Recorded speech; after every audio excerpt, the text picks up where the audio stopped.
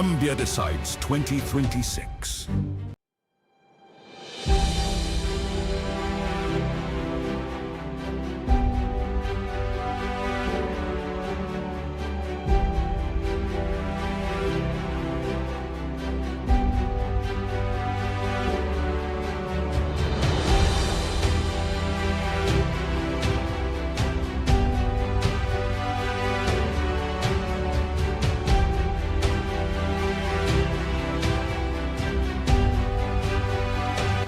Zambia Decides 2026.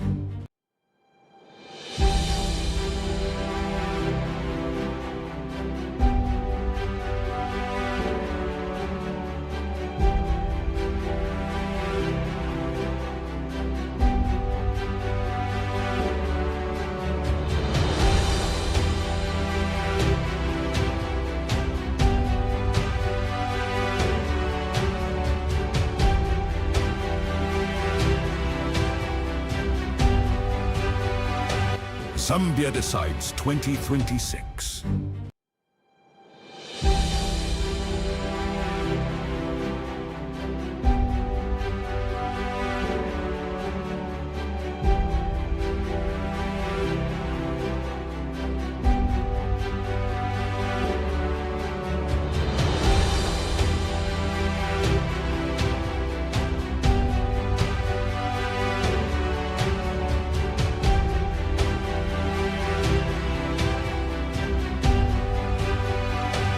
Zambia Decides 2026.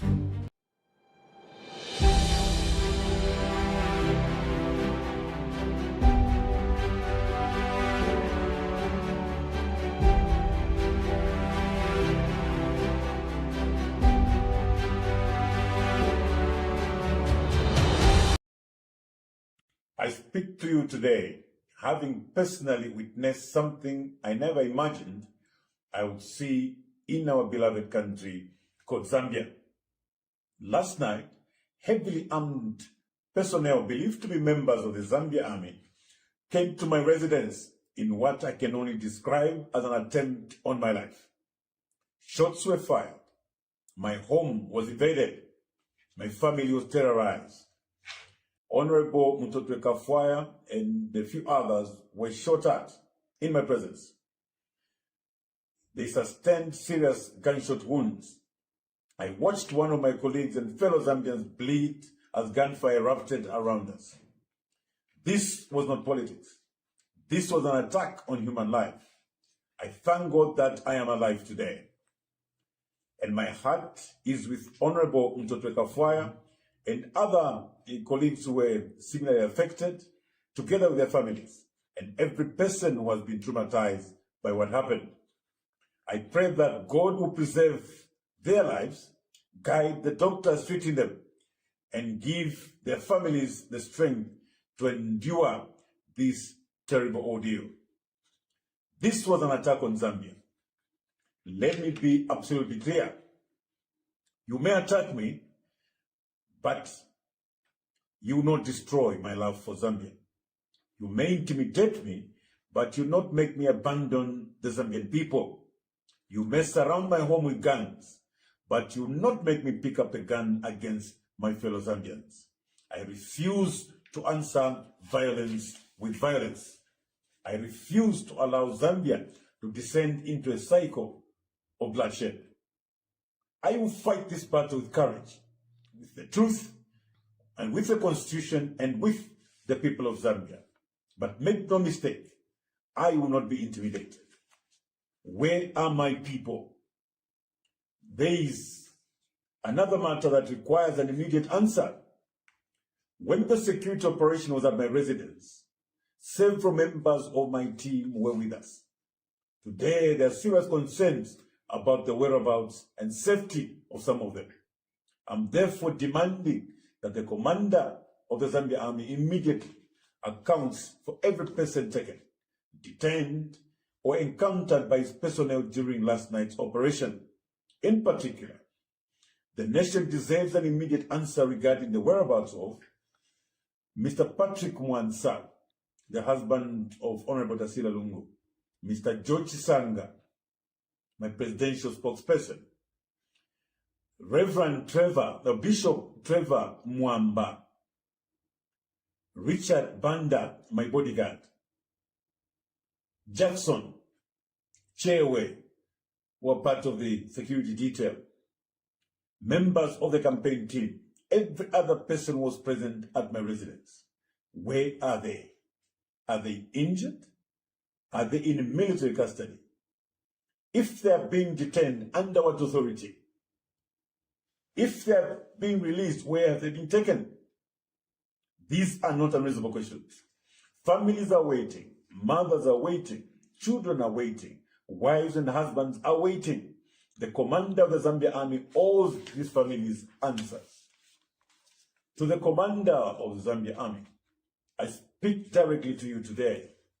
You command an institution that belongs to the Zambian people. The Zambia Army is not a private army. It is not the property of a political party. It does not belong to the president personally. It belongs to the Republic of Zambia. Our soldiers swear allegiance to the Constitution and to the people. So I ask you, who ordered armed soldiers to my residence? Why was live ammunition used? Why was Honorable Kafwaya and others shot at? Who is responsible for the shots that we fired? Where are the people who were taken away? And most importantly, who gave the order? The Zambian people deserve answers.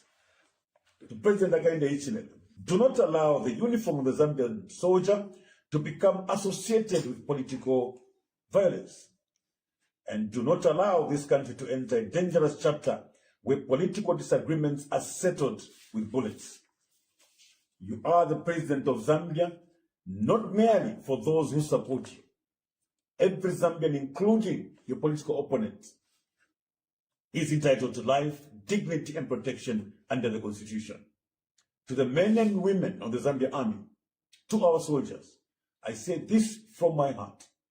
Do not allow anybody to turn you against your fellow Zambians. The person standing before you at a political rally is not your enemy. The opposition politician is not your enemy. The man or woman who votes differently from you is not your enemy.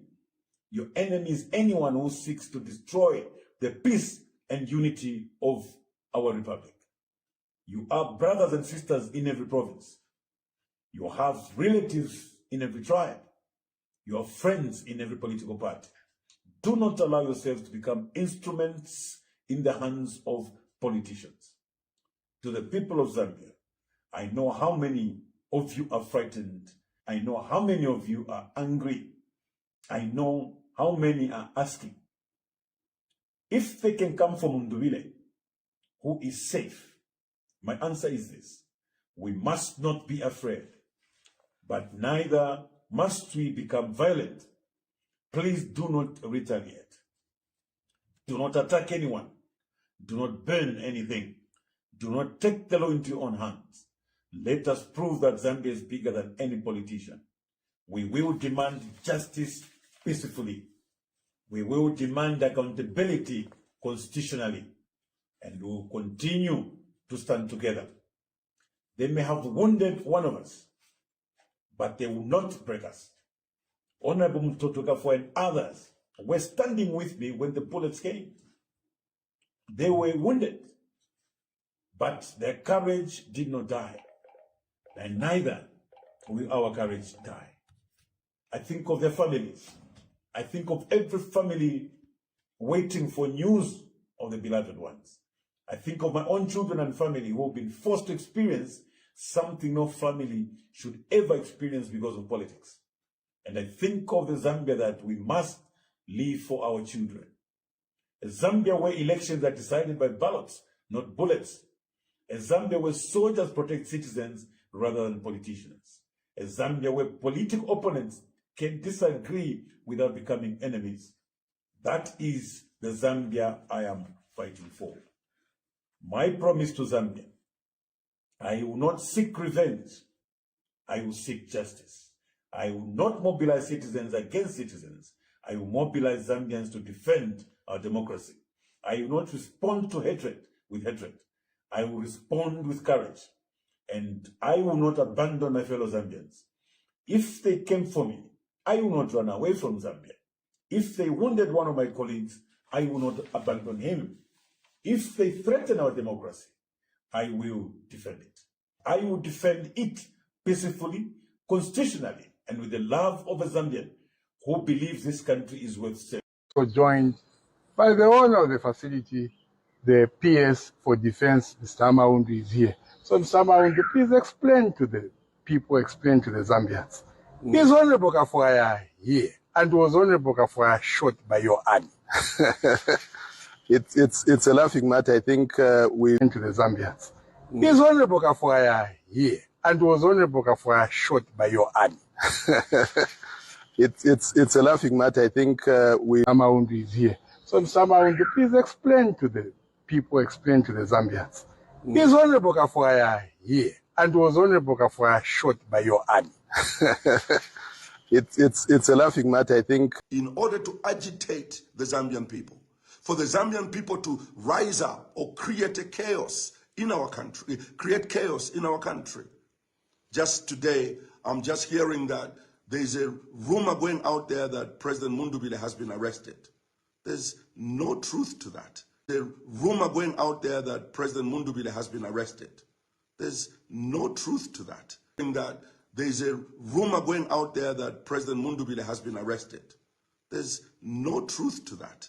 And yet some people have taken it as gospel truth in order to agitate the Zambian people arrested. There's no truth to that. And yet some people have taken it as gospel truth in order to agitate the Zambian people to be calm, to be confident in the system that we have put in place. There are so many falsehoods that are being thrown around in our country. Good day and thank you for joining us. Share the broadcast, share the broadcast. We have very few channels and places where the truth can be discussed without fear or favor, without propaganda or any way of malice. We have this platform just to discuss the truth as it is. That is why they spend a lot of time to attempt to discredit us. You saw that there's been a military invasion at a private home of a leading opposition candidate, and he was treated in this manner, shot at, and he has spoken in detail how, Mtoto Kafwaya was being dragged while bleeding profusely. Mtoto Kafwaya was our minister of transport and communications. If they've taken his life, they are going to provide a state funeral for him and stand guard and salute after treating him this way. I like the address by Brian Mundubile, where he has called for responsibility on this matter and for people to own up where the military were set on a private person and shot at. I am privileged, a rare privilege, that I have Dr. Sishua in the house. Dr. Sishua, a prominent academic, not just ordinary Zambian, a prominent academic across the world, quoted very strongly by international media. And, we are discussing Zambia, and we couldn't get any other person other than Dr. Sishua, who has emerged as the Zambian voice, the Zambian ambassador on matters regarding good governance, human rights, and good governance of our country. Let me just introduce Dr. Sishua, and I hope that the volume and everything is okay, because this is a very important broadcast. Doc, how are you? And thank you for doing this. I'm very well, thank you, Ambassador. I'm sorry that we had to do this at short notice, but I hope that I'm quite clear. No, you are very clear and audible. Doc, let's start with the perspective over the elections that we have. And then we have very specific sad evidence that have led to this today. But the shootout at Brian Mundubile's home stands out. But let me allow you to begin your introduction to where we are. Where are we coming from? And why are we where we are? We are where we are because of history. A subject that many of us don't take very seriously. But you really can't understand where we are without an appreciation of where we've come from, because the present is quite often a consequence of the past. And so as a historian, I think it's my duty, I would say my role, to make sure that when things like this happen, Ambassador, we try as much as possible to let Zambians know that this is where history as a subject is very, very important. We are not where we are by accident. And I want to start by saying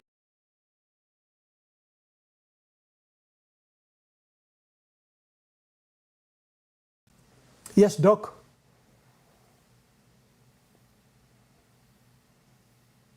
I'm waiting for Doc. I think the link has.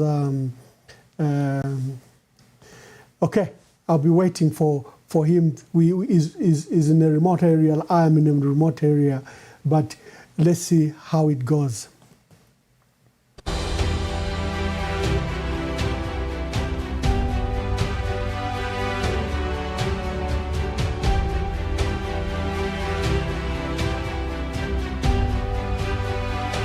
Zambia decides 2026.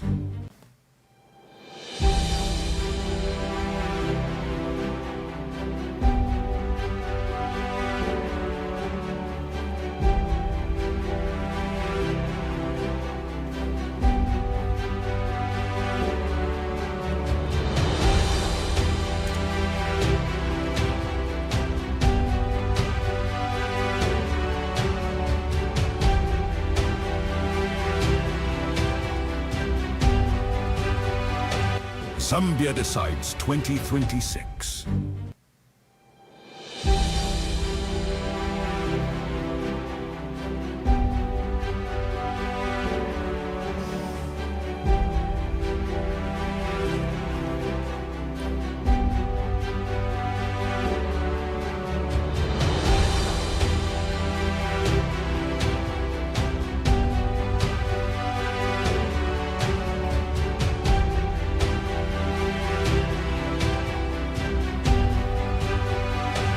Zambia decides 2026.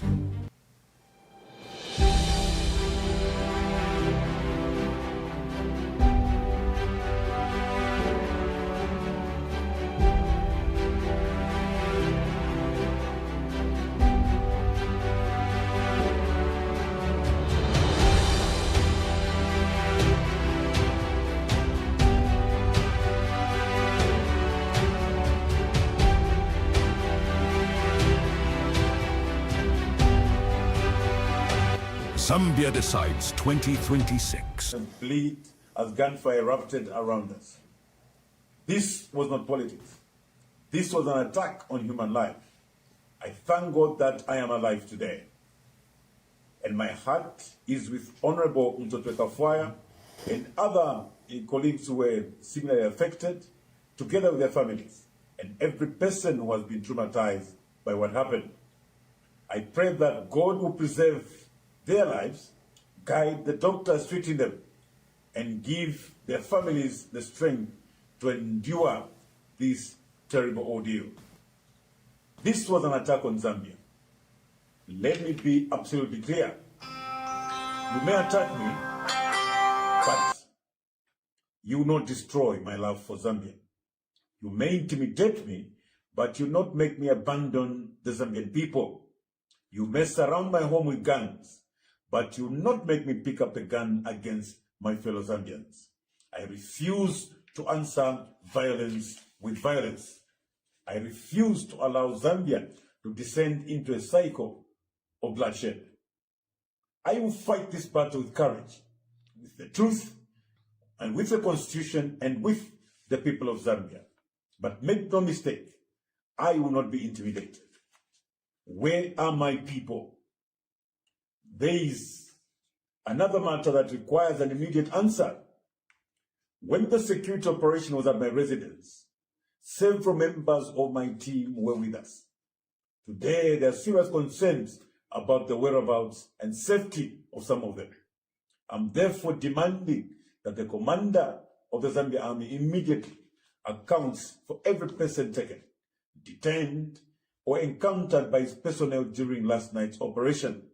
In particular, The nation deserves an immediate answer regarding the whereabouts of Mr. Patrick Mwansa, the husband of Honorable Tasila Lungu, Mr. George Sanga, my presidential spokesperson, Reverend Trevor, the Bishop Trevor Mwamba, Richard Banda, my bodyguard, Jackson, Chewe, who are part of the security detail, members of the campaign team, every other person was present at my residence. Where are they? Are they injured? Are they in military custody? If they are being detained, under what authority? If they are being released, where have they been taken? These are not unreasonable questions. Families are waiting, mothers are waiting, children are waiting, wives and husbands are waiting. The commander of the Zambia Army owes these families answers. To the commander of the Zambia Army, I speak directly to you today. You command an institution that belongs to the Zambian people. The Zambia Army is not a private army. It is not the property of a political party. It does not belong to the president personally. It belongs to the Republic of Zambia. Our soldiers swear allegiance to the Constitution and to the people. So I ask you, who ordered armed soldiers to my residence? Why was live ammunition used? Why was Honorable Kafwaya and others shot at? Who is responsible for the shots that we fired? Where are the people who were taken away? And most importantly, who gave the order? The Zambian people deserve answers. To President Hakainde Hichilema, do not allow the uniform of the Zambian soldier to become associated with political violence. And do not allow this country to enter a dangerous chapter where political disagreements are settled with bullets. You are the president of Zambia, not merely for those who support you. Every Zambian, including your political opponents, is entitled to life, dignity, and protection under the Constitution. To the men and women of the Zambia Army, to our soldiers, I say this from my heart. Do not allow anybody to turn you against your fellow Zambians. The person standing before you at a political rally is not your enemy. The opposition politician is not your enemy. The man or woman who votes differently from you is not your enemy. Your enemy is anyone who seeks to destroy the peace and unity of our republic. You are brothers and sisters in every province. You have relatives in every tribe. You are friends in every political party. Do not allow yourselves to become instruments in the hands of politicians. To the people of Zambia, I know how many of you are frightened. I know how many of you are angry. I know how many are asking, if they can come from Ndubile, who is safe. My answer is this: we must not be afraid, but neither must we become violent. Please do not retaliate. Do not attack anyone. Do not burn anything. Do not take the law into your own hands. Let us prove that Zambia is bigger than any politician. We will demand justice peacefully. We will demand accountability constitutionally. And we will continue to stand together. They may have wounded one of us, but they will not break us. Honorable Mtoto Kafwaya and others were standing with me when the bullets came. They were wounded, but their courage did not die. And neither will our courage die. I think of their families. I think of every family waiting for news of the beloved ones. I think of my own children and family who have been forced to experience something no family should ever experience because of politics. And I think of the Zambia that we must leave for our children. A Zambia where elections are decided by ballots, not bullets. A Zambia where soldiers protect citizens rather than politicians. A Zambia where political opponents can disagree without becoming enemies. That is the Zambia I am fighting for.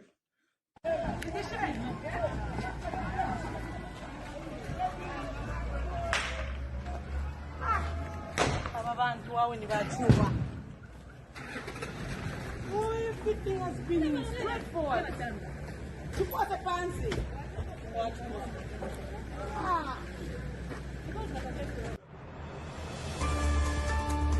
Hey, thank you for your concern. I'm worried sick. Patrick is missing. I'm getting third-party information that he was with some others and that they were abducted by men in uniform, but I'm not sure if in fact these are men in uniform or if they were just thugs. I hear that one of them has been shot and the other one killed. So worried. It's not like Patrick not to communicate for this long. He hasn't been home and the phone was just ringing. He hasn't been answering. I don't know his whereabouts. I don't know if he's okay. I just don't know anything. I'm blank. And I think at this point I can just appeal to the public.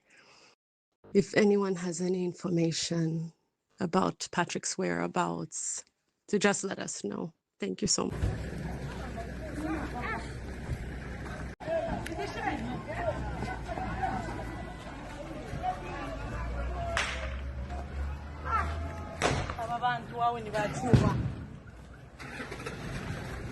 Everything has been straightforward. What a fancy.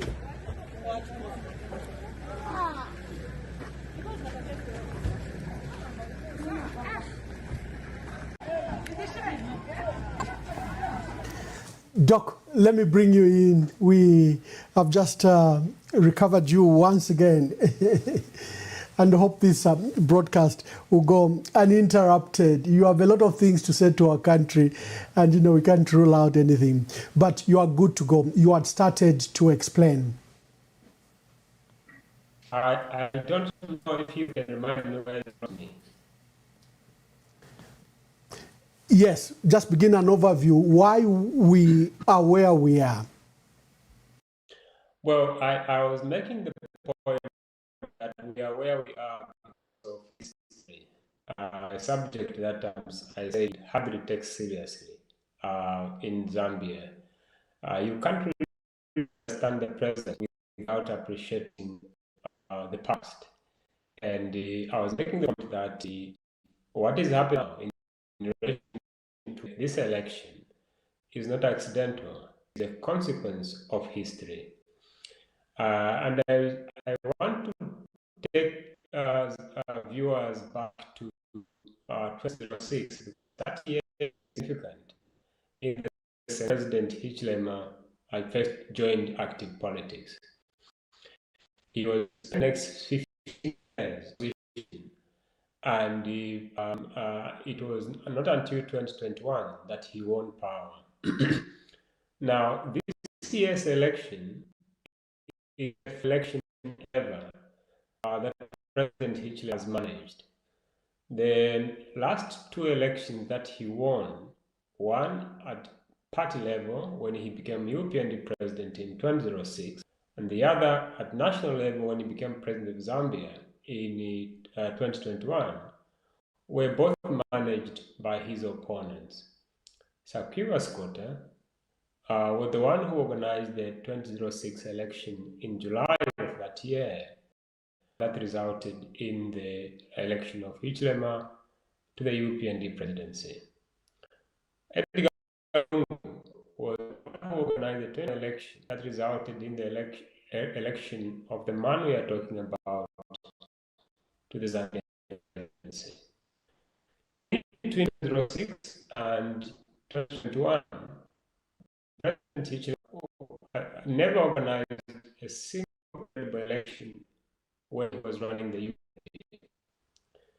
And in that he was afraid that an open and credible contest might result in his defeat in the UPND, given that he had a number of elections in between. Now, in other societies, when a leader, a political leader that is, fails to lead their party into government, they step aside. That is what is done in the democracies. In our case, we don't have the behavior of continuing to contest elections despite successive losses was not unique to him. It is characteristic characteristic of political culture. It's also possible that he was very afraid that he could have been defeated if he had organized an open contest. This to demonstrate the point that his lack of commitment to democratic politics, established by that record, explains why, for somebody like me, who is a keen reader of Zambian politics, because that's the only thing I've studied, I was not surprised. President Hichilema weakened oversight bodies, tilted the level playing field.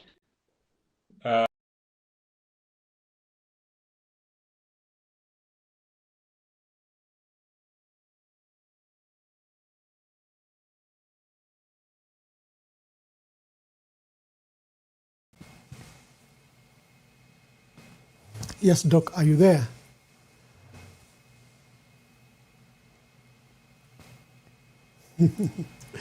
It's strange that when we are hosting an important man like him, he has good network, I have good network, and we are having these interruptions. Let me just play a transition, then we get Doc back.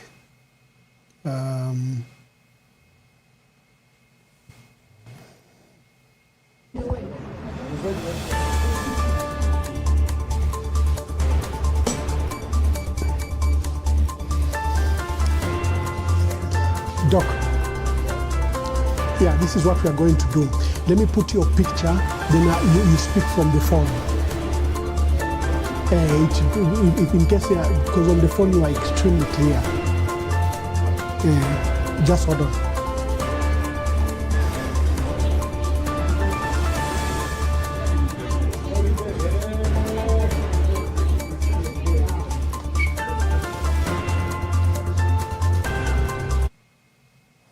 Okay, ladies and gentlemen, this is what we are going to do. I'm going to call Dr. Sishua. Sishua will speak from his phone. The video link could be having difficulties. Let's see if I can just get him on the line and he explains from the line.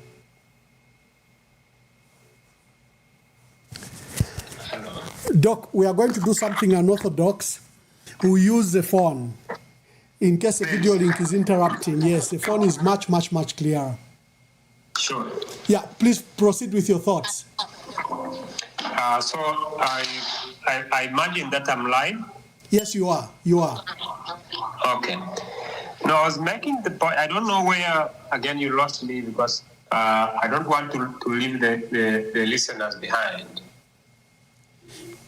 Yes, Doc, you are just explaining that as a student and teacher of history, you want to refer to history and arrive at a decision where people understand why we are where we are. So you began to illustrate our history.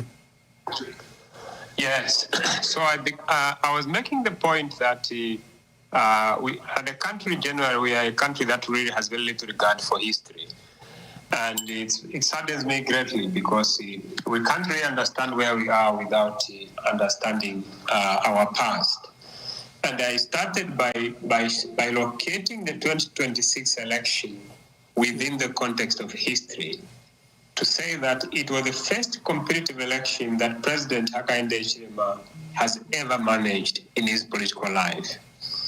The 2006 election that brought him to the helm of the then main opposition, United Party for National Development, UPND, and the 2021 election that secured him the Zambian presidency, were both organized by his opponents. Now, precisely because those elections were credible, Hichilema won. But between 2006 and 2021, he never, even once, held a democratic election in the UPND. Perhaps he was fearful that an open contest might lead to his ousting in the wake of repeated electoral losses in 2006, in 2008, in 2011, in 2015, and 2016. And the result of that demonstrated lack of commitment to democratic politics. And I'm a keen observer of Zambian politics, but this is the only thing I've studied that I know, political history. I was not surprised that President Hichilema, once in power, weakened oversight bodies, tilted the level playing field. He entrenched his advantage over time and generally presided over an undemocratic administration, which employed authoritarian tendencies to arrest our constitutional freedoms and undermine political competition. Amnesty International, I think, spoke to that. I think it was 3 days before the election, on 10th of August.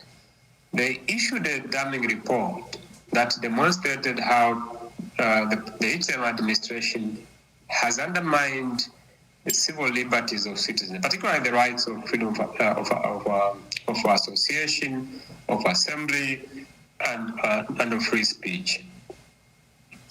That record, Ambassador, explains why I repeatedly invited President Hichilema ahead of last Thursday's election to pledge publicly that he would peacefully concede defeat and hand over power where he just held. My apprehension that Hichilema might refuse to accept defeat and spare the country from possible civil strife arose from the absence of safeguards that had previously secured peaceful transitions whenever an incumbent lost to an opposition challenger and attempted to manipulate the outcome. The first of those safeguards that were lacking this time around is the absence of a former president who, in the event of loss, would advise the president that there's life after State House. If you remember, Kenneth Kaunda helped ease a transition in 2011 when Rupiah Banda lost and tried to resist conceding. Now, I know that some of the supporters of RB often projecting as somebody who just gracefully conceded defeat. That wasn't true. Yeah. The reality is that Kenneth Kaunda helped ease a transition in 2011 when Rupiah Banda lost and tried to resist conceding, and he did so with the help of another ambassador that I'm going to discuss before long. In 2021, it was Banda himself who helped to ease Edgar Lungu out. Now, Lungu, in my view, may well have done the same thing if he had not died and had not been a candidate in this election where Hichilema to lose and resist leaving. That's what I thought. But that was the first safeguard. The fact that we headed into this election without a former president who could talk to the incumbent and say, hey, these things happen. Look at me. I lost power, and yet I lived comfortably after leaving the State House. Yes. The second safeguard was the presence of Western diplomats who, coming from countries that, at the time at least, boasted having presidents or prime minister who supported democracy across the world. Yes. Encouraged affected incumbent president to peacefully concede defeat rather than seeking to change the election result. In 2011, Ambassador, the United States ambassador to Zambia at the time, Max Torreira, combined with former President Kaunda to get Rupiah Banda to accept the result. I know these details because I spoke to both men and I discussed some of these things in my scholarly work.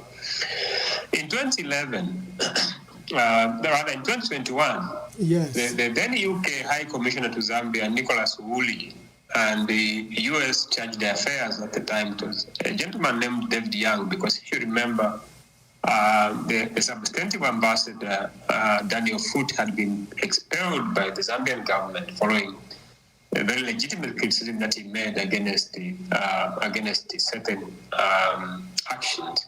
So the person who was in charge when we headed into the 2021 election was David Young. Yes. Nicholas Woolley, the British diplomat, and David Young had, before the election, combined shadow diplomacy with public condemnation of human rights violations and the lack of a level playing field ahead of the election itself. But when the election came and President Lungu lost and tried to resist, they spoke to him, encouraged him to concede defeat, which he, in the end, he did. Because I had several interviews with former President Lungu as part of the book project I'm working on. Yeah. There were many forces in the PF who felt that he shouldn't throw in the towel so easily. But it was having this kind of diplomacy that really helped. Of course, their efforts were aided by the role of former President Banda, as well as by Koroma, the former president of Sierra Leone, who was leading one of the election observation mission, and Jakaya Kikwete from the former president of Tanzania as well. I spoke to both men as part of my research quite extensively. It was, in my view, that precisely the absence of this crop of Democrats supporting individual Western diplomats that made me uneasy ahead of this election. In addition to the growing disinterest in promoting democracy among great powers such as the United States, since the election of Trump, and the European Union, as well as regional powers such as South Africa and organizations such as the African Union. The U.S. had no ambassador going into this election following the departure of the highly regarded Michael Gonzalez, who many Zambians would remember, spoke out against corruption, defended democracy, and sometimes, at least in my view, seemed to care more for Zambia than many Zambians do. He was very passionate, Michael Gonzalez, and sometimes I felt that we really didn't do enough to support what he was trying to do. The Swedish ambassador, what's his name, Johan, I think, Hellenborg, departed Zambia on election day itself. I'm aware of that fact. So we couldn't rely on the US, we couldn't rely on the Swedish. Canada has a new High Commissioner, I think it's Cory Van Gaal, if I'm not mistaken. But Cory is quite new, having only arrived in Zambia on the eve of the election, I think in July, which was last month. So it's understandable that the Canadian High Commissioner may not, in my view, have felt that were anything were Hichilema to lose, maybe the High Commissioner concluded that it was better to leave that responsibility to other established diplomats to persuade him to leave. Mm-hmm. The British High Commissioner, Rebecca Tezon, has shown little interest in political and human rights questions since she succeeded Nicholas Wool in January last year. Yeah, she's not as active as Wool was. In fact, in my view, I think she's probably the worst British ambassador when it comes to defending human rights and democracy. Since Zambia returned to multi-party democracy in 1991. So, you really couldn't count on her as somebody who could stand up to defend these kind of issues. And I watched her after she came. Yes. But I gave up when I noticed that maybe she was here almost like it's almost like a gap year. Maybe you can say gap years since for her she'll be here for more than a year. That is in Zambia. So we couldn't count on the British High Commissioner. And then following the other diplomat you could count on is the United Nations through the leadership of that body. Normally the United Nations resident coordinator in any country is the highest leader of the UN. And we had Madam Beatrice Mutali, she's Malawian, who arrived in Zambia in early 2022. So her period in Zambia actually coincided with the first term of the Hichilema presidency. But she remained silent on several human rights violations that occurred throughout the last 5 years, and which Amnesty International documented in a report that was released, as I said, 3 days before the election. I saw recently, I think the UN was, it was a day to today or yesterday, I'm not sure exactly, but there was a statement where the UN were very quick to dismiss a disinformation post that suggested that they had commented or done something about the elections. That efficiency that they showed in denying a disinformation post, which is fine, I think they did the right thing, was not there. That energy, that interest, that efficiency wasn't there over the last 5 years during the leadership of Mutali. when the human rights violations were happening. The role of a resident coordinator, ambassador, you know this because you have served in diplomatic circles, is to identify potential seeds of conflict that could lead to chaos. And the undermining of human rights, in my view, is such a serious matter that would have attracted her attention, but she didn't. I'm saying all these factors, when you put all this context together, it left me gravely concerned, especially after Hichilema declined to make a public undertaking that he would concede if he lost the election, that we didn't have that safeguard in terms of international players or actors who could persuade him to say, "Sir, please leave." The third and final one, at least in terms of what comes to mind very quickly, safeguard, was a depoliticized military that stayed out of politics, thanks in part to the leadership of professional and non-partisan military commanders who exercised greater restraint in deploying their institutional prerogatives for partisan goals. So ahead of the election that we just had, Hichilema ended the non-partisan character of the Zambia army when he sacked the highly regarded Lieutenant General Sitali Alibuzwi from his post as army commander, and he hired a corruption-accused person, Geoffrey Ziele, as his replacement. Now, Ziele had been retired, if you recall, in national interest in 2016 by then President Edgar Lungu for alleged partisan conduct in favor of the UPND. After the 2021 transfer of power, Hichilema recalled his fellow Tonga from retirement, promoted him to the rank of Major General, and appointed him Deputy Army Commander. That was in 2021, following the election. To obscure the long-term political motives behind the appointment, the president, if you remember, chose Alibuzwi, who was then Deputy Army Commander, having been appointed by Lungu in 2019, as head of the military. Now, it was the first time that both the army and the Deputy Army Commander were coming from the same region.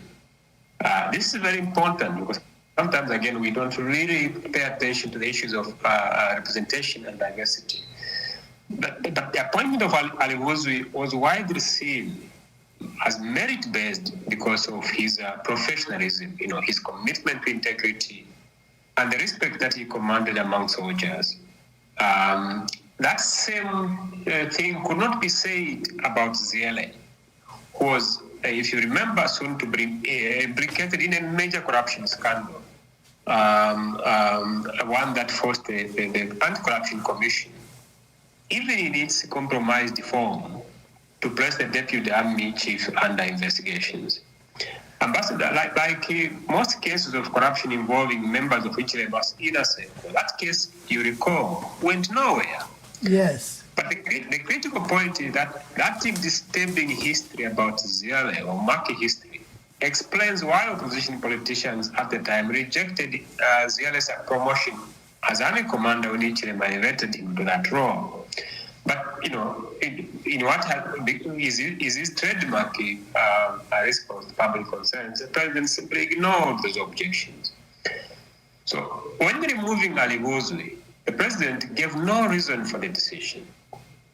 But his comments in the aftermath of the changes he made to the army leadership, alongside the public conduct of Ziele since his appointment, provide a clue that we can use then to understand what's happening now when we come to the present. It is that he was preparing the army to play a partisan role in politics, and especially in the conduct of the election that we just had. I'll give you an example. In April 2025, I think it was in Kabul when he was commissioning about 500 new soldiers.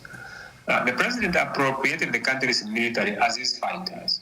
He ordered them to start dealing with civilians, and when doing so, to be near lethal mode. If you check news diggers, there's a story where he says, "I want to see my soldiers who are polite in the communities, who know how to handle civilians, But when duty calls for lithophile, they mutate into that mode as well. And he said, I believe you got my message. If you go to YouTube or let NBC Today page, what you find is the president actually looking at Ziele when he was making those remarks. That was, I think, 6 months after the explained dismissal of Lieutenant General Ibuzwi. Now, given that soldiers don't handle civilians, because the maintenance of law and order is the responsibility of the police, the president's remarks, Ambassador Mwamba, were generally seen as a veiled invitation for the army to get more involved in politics and to deal decisively with any pre-election signs of political dissent or potential, post-election unrest. And I think it's fair to say that Ziele had that message because since his appointment, he has repeatedly threatened citizens, including critics of the president. He has made partisan speeches. He has enabled the deployment of the army for what are essentially police functions, precisely the kind of things that his predecessors would not have done. If you remember, before those small-scale miners were killed in Fumbo, Ziele held a public briefing where he said, he threatened that the army would what language? He used a very, very terrible language to the effect that the army would fumigate them, in reference to what they planned to do with in relation to small-scale miners. And then you had those deaths that occurred. There was even a video that was circulating recently where they showed these soldiers beating, very violently and in a very crude form, one of the affected small-scale miners. Again, here is an army general who gives those kind of indirect reasons, basically ordering soldiers, we are going to do ABC. You can't blame the soldiers when they interpret that as an invitation to engage in violent conduct. But these are people in any case who are not trained to deal with civilians. So I saw the army response actually when people raised these concerns recently to say, we dealt with those soldiers, we disciplined them for that kind of indiscipline. But you see, even the language that was used in the statement was very problematic. That wasn't indiscipline. It was criminal conduct. It was violent conduct. Yes. But the critical point, a more critical point is that you can't simply fire the junior officials because soldiers carry orders. In the army, you don't need persuasion. It's orders that work.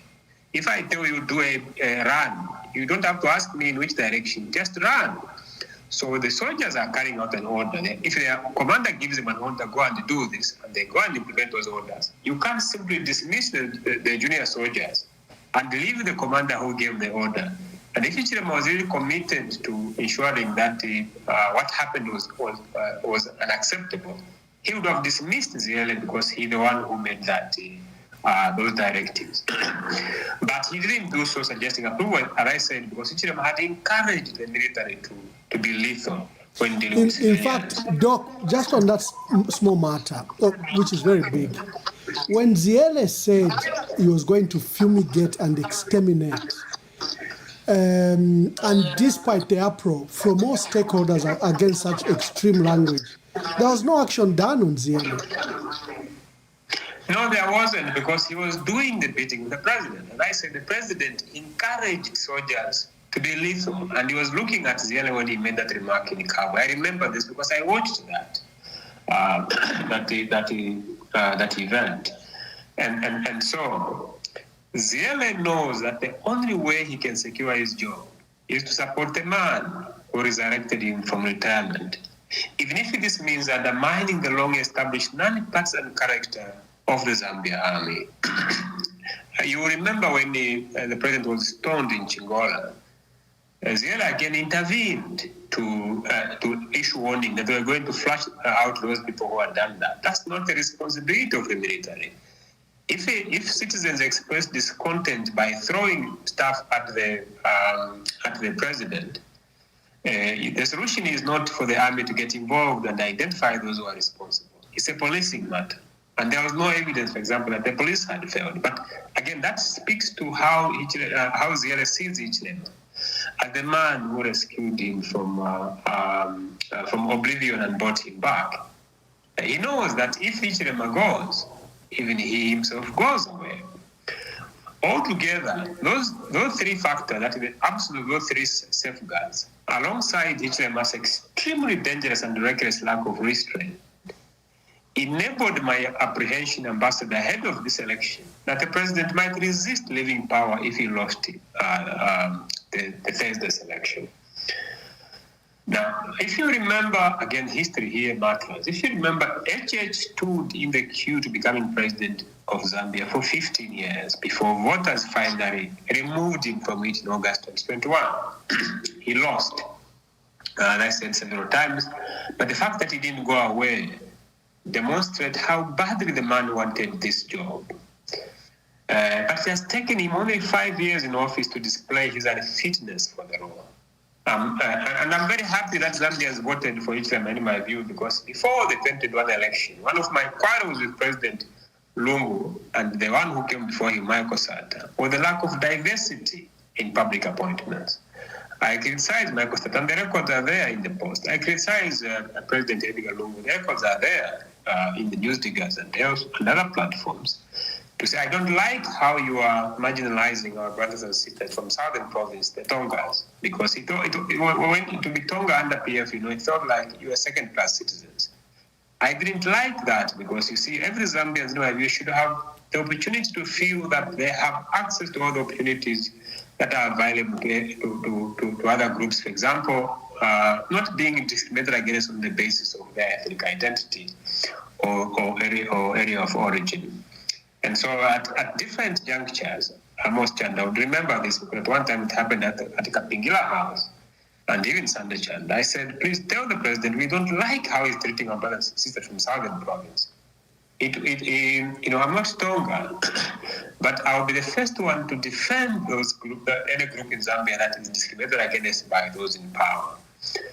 So I was very happy when Hichilema was elected president in 2021, because I didn't want a scenario where people would have said that Bembas and Easterners, for example, don't want a Tonga to become president. That is not good for national unity, because there should be no group that feels that certain positions are out of bound for them. And now my happiness increased because of the fact that Hichilema won the 2021 election on account of the support he got from the usual suspects, which is Western Province, the Lodges where I come from, Southern Province, Western Province, but more importantly, on account of the support that he received in Bemba-speaking provinces of Muchinga and Northern Agwaz-Luapula, and in the Chewa-speaking Eastern Province, as well as the Urbanites supporting Lusaka and the Cover Belt.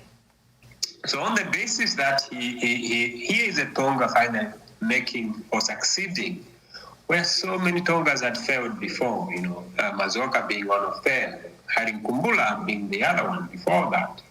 I was very, very happy, and of course, Kevin Musokotwane in relation to the leadership of UNIT. So I was very happy that we broke that barrier, because I didn't want to grow up in a Zambia where, people would have felt Hichilema is not good enough because he's Tonga. No. The Zambians actually have repeatedly demonstrated that whenever the country's future is at stake, they come together and save the country from a leader who is pushing the country in a very wrong direction. So I was very grateful that that happened in 2021, because now we are not. Can you imagine what would be said if Hichilema had never become president? Many people will be saying, "Oh, if only we had tried that one, things would have worked well." Hichilema himself threatened to become a better leader than those who came before him. I think it is in the Chewas. I'm not sure if that's correct, but certainly an Eastern group that has a proverb that says the best way of proving the potency of a man who threatened that he can achieve an election or even impregnate a woman is for the woman to address for that man. So you could equate that In what we did in Bemba, 2021. yes, it's a Bemba saying, ukupenguila chibola, something like that, I will remember.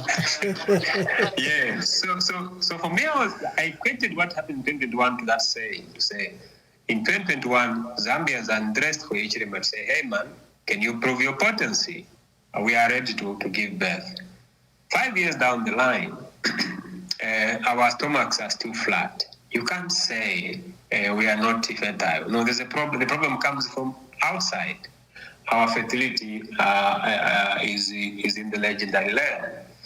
And I say that point to make the fact that the election of Hichilema for me was important because it taught Zambians that it doesn't matter where the leader comes from going forward. We shouldn't look at choosing leaders say, oh, we can only choose a Tonga or a Lozi or a Bemba or an Easterner. What matters is their capacity, their vision, their character, where they come from, notwithstanding.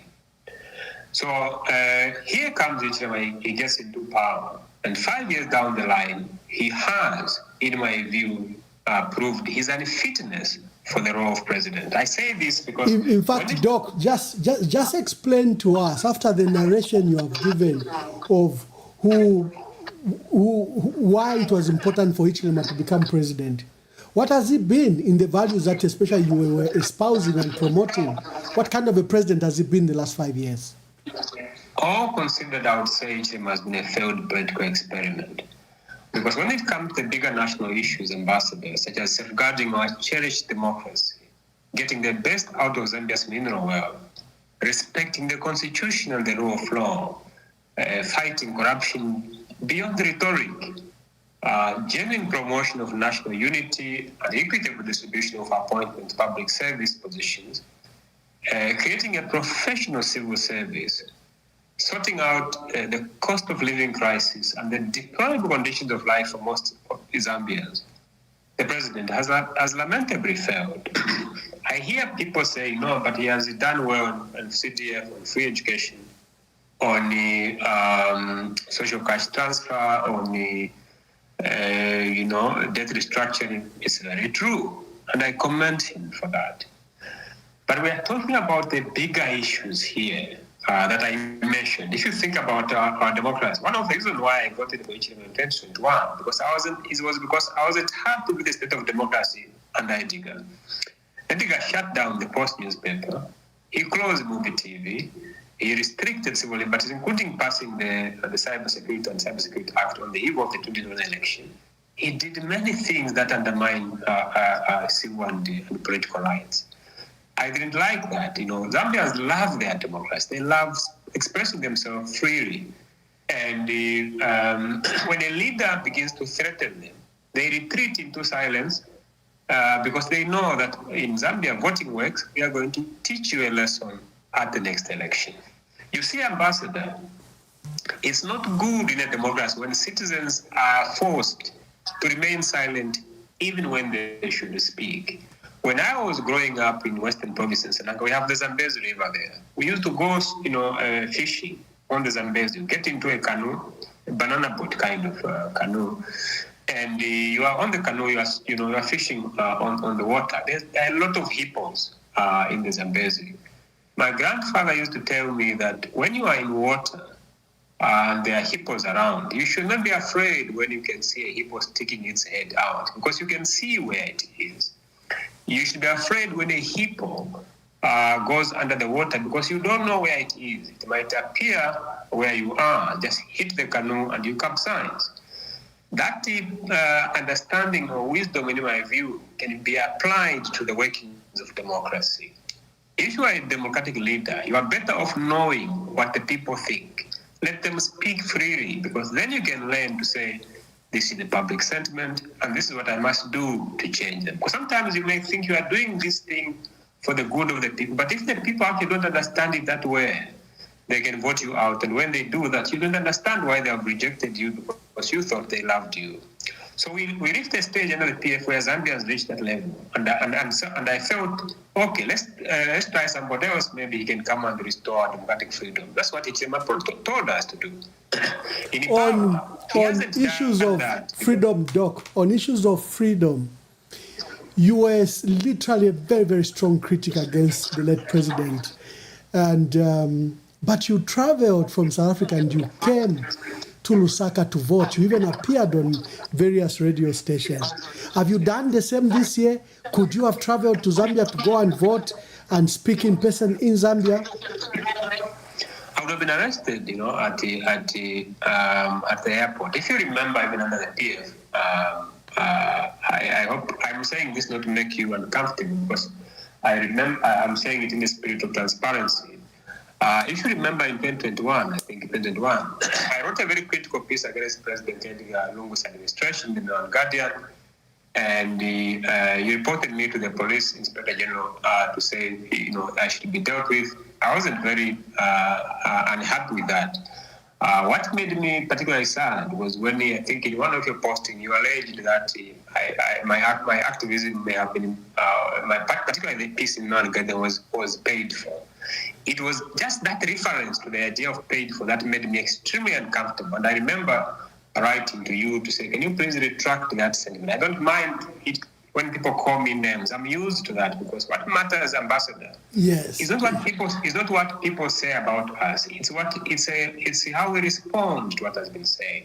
It is the weight that we attach to the sentiment that people have said. So when you said my article was paid for, I felt very, very uncomfortable, because I can tell you, Ambassador, that never in my life have I taken a ngwe from a politician, living or dead, for the work that I do.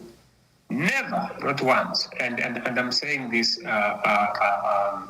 honestly. So when that didn't materialize, that was when I proceeded to know I'm going to sue the ambassador so that he can prove in the court how I got that money. Because I wrote for the Non-Guardian since 2019. Yeah. Just like I wrote with the News Diggers in 2017 when they were established for free. For News Diggers, I even brought people like Canisius Banda, Roy Clark, Chiomba Kanyama, Yinka Wachipanda, and others as part of giving them the freedom to have a good start. Again, I convinced my colleagues, let's do this for free. I believe in a better Zambia. And you remember that after the election, when what happened actually was that international colleagues supported my position. When the invader of Zambia, disowned me as not their employee, under pressure, of course, from the PF at the time. But what happened most was that after the election, you reached out to my lawyer, Musa Mwenyans, and sought an out-of-court settlement. Yes. Again, for me, it wasn't personal, I just felt... I remember that. I asked Musa to say, I asked Musa to say, what is the lowest amount of money that one can get from a court of this kind, the civil case of this kind? Musa said, why the lowest? You can get more. I said, no, I'm not interested in the money. For me, I was defending a principle to say there must be civility in public debate. So I said, it's 30,000. I said, fine. You write to Ambassador Mwamba that I accept the proposal that we should have this matter out of court, settled out of court, on condition that A, he pays 30,000, B, he apologizes, and C, he settles the legal fees that have accrued so far. And you very generously were agreeable to all those conditions without a fight, and that's how that matter ended. But even when I got the money that you sent, I gave all of it to charity, to Angela Miandasa Orphanage in Kawata, because I was demonstrating a point that it wasn't personal for me, it was about the country. Ambassador, I do what I do not because I want to gain anything out of this, but because I come from a very poor background in Senanga and understand, the effect of poor government policy that condemn many of our rural kids to poverty. So what I do, it has so many risks that I don't do it for any financial interest or any political interest or any personal interest whatsoever, for example. I do it for the good of the country because I believe a better Zambia is possible. Under the UPND, I have faced similar challenges. Just recently, for criticizing Hichilema, they petitioned my employer in South Africa, Stellenbosch University, asking them that they should kick me out or censor me. I didn't even know that they had done this until the university informed me to say, we received this petition from a supporter of the Zambian government named Akashambuta Masheke. He sent an email to the university saying that my criticism of Hichilema has undermined the democratic institutions in Zambia and that I should be dealt with. That email that Masheke sent to Stellenbosch University was copied to State House showing that it wasn't even his idea. it came from Hichilema and his friend at State House. Again, that shows the lack of democracy that has happened at a personal level. And of course, Mashaki was very happy to broadcast on his Facebook page that they have petitioned the university had said they would respond, and the university did respond in a very detailed way. I learned of this subsequent to their response. I didn't even know that, but they told him that, listen, here we respect freedom of speech, and there's nothing we are going to do to ensure, because we respect academic freedom, which is the cornerstone of the South African Constitution, is constitutional right to free speech. Again, this shows you that the lack of democracy, respect for democracy, wasn't just limited to the debate. It has continued even under this administration. It has even worsened, in my view, in the sense that for Hichilema, he is the guy who comes and says, I'm going to abolish cybersecurity as my first act in office when elected. What does he do? He actually makes a more repressive provision of the law.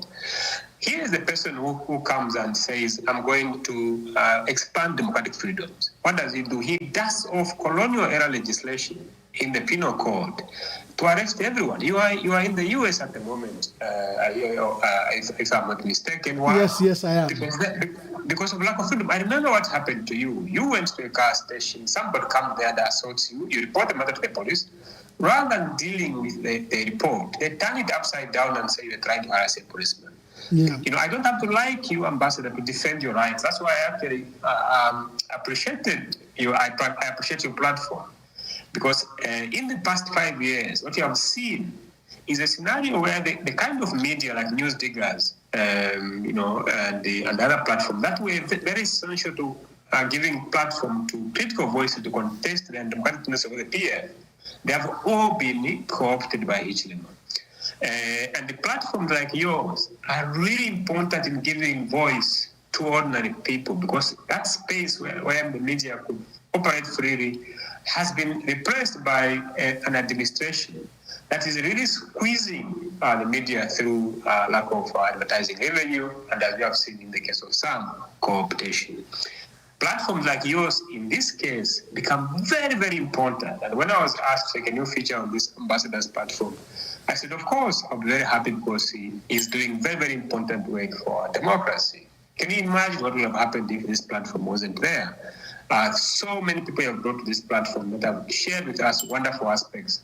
But it's really your initiative, it's your idea, and I must commend you most honorably, Ambassador, for what you have done. No, I'm very grateful. I'm very, very grateful.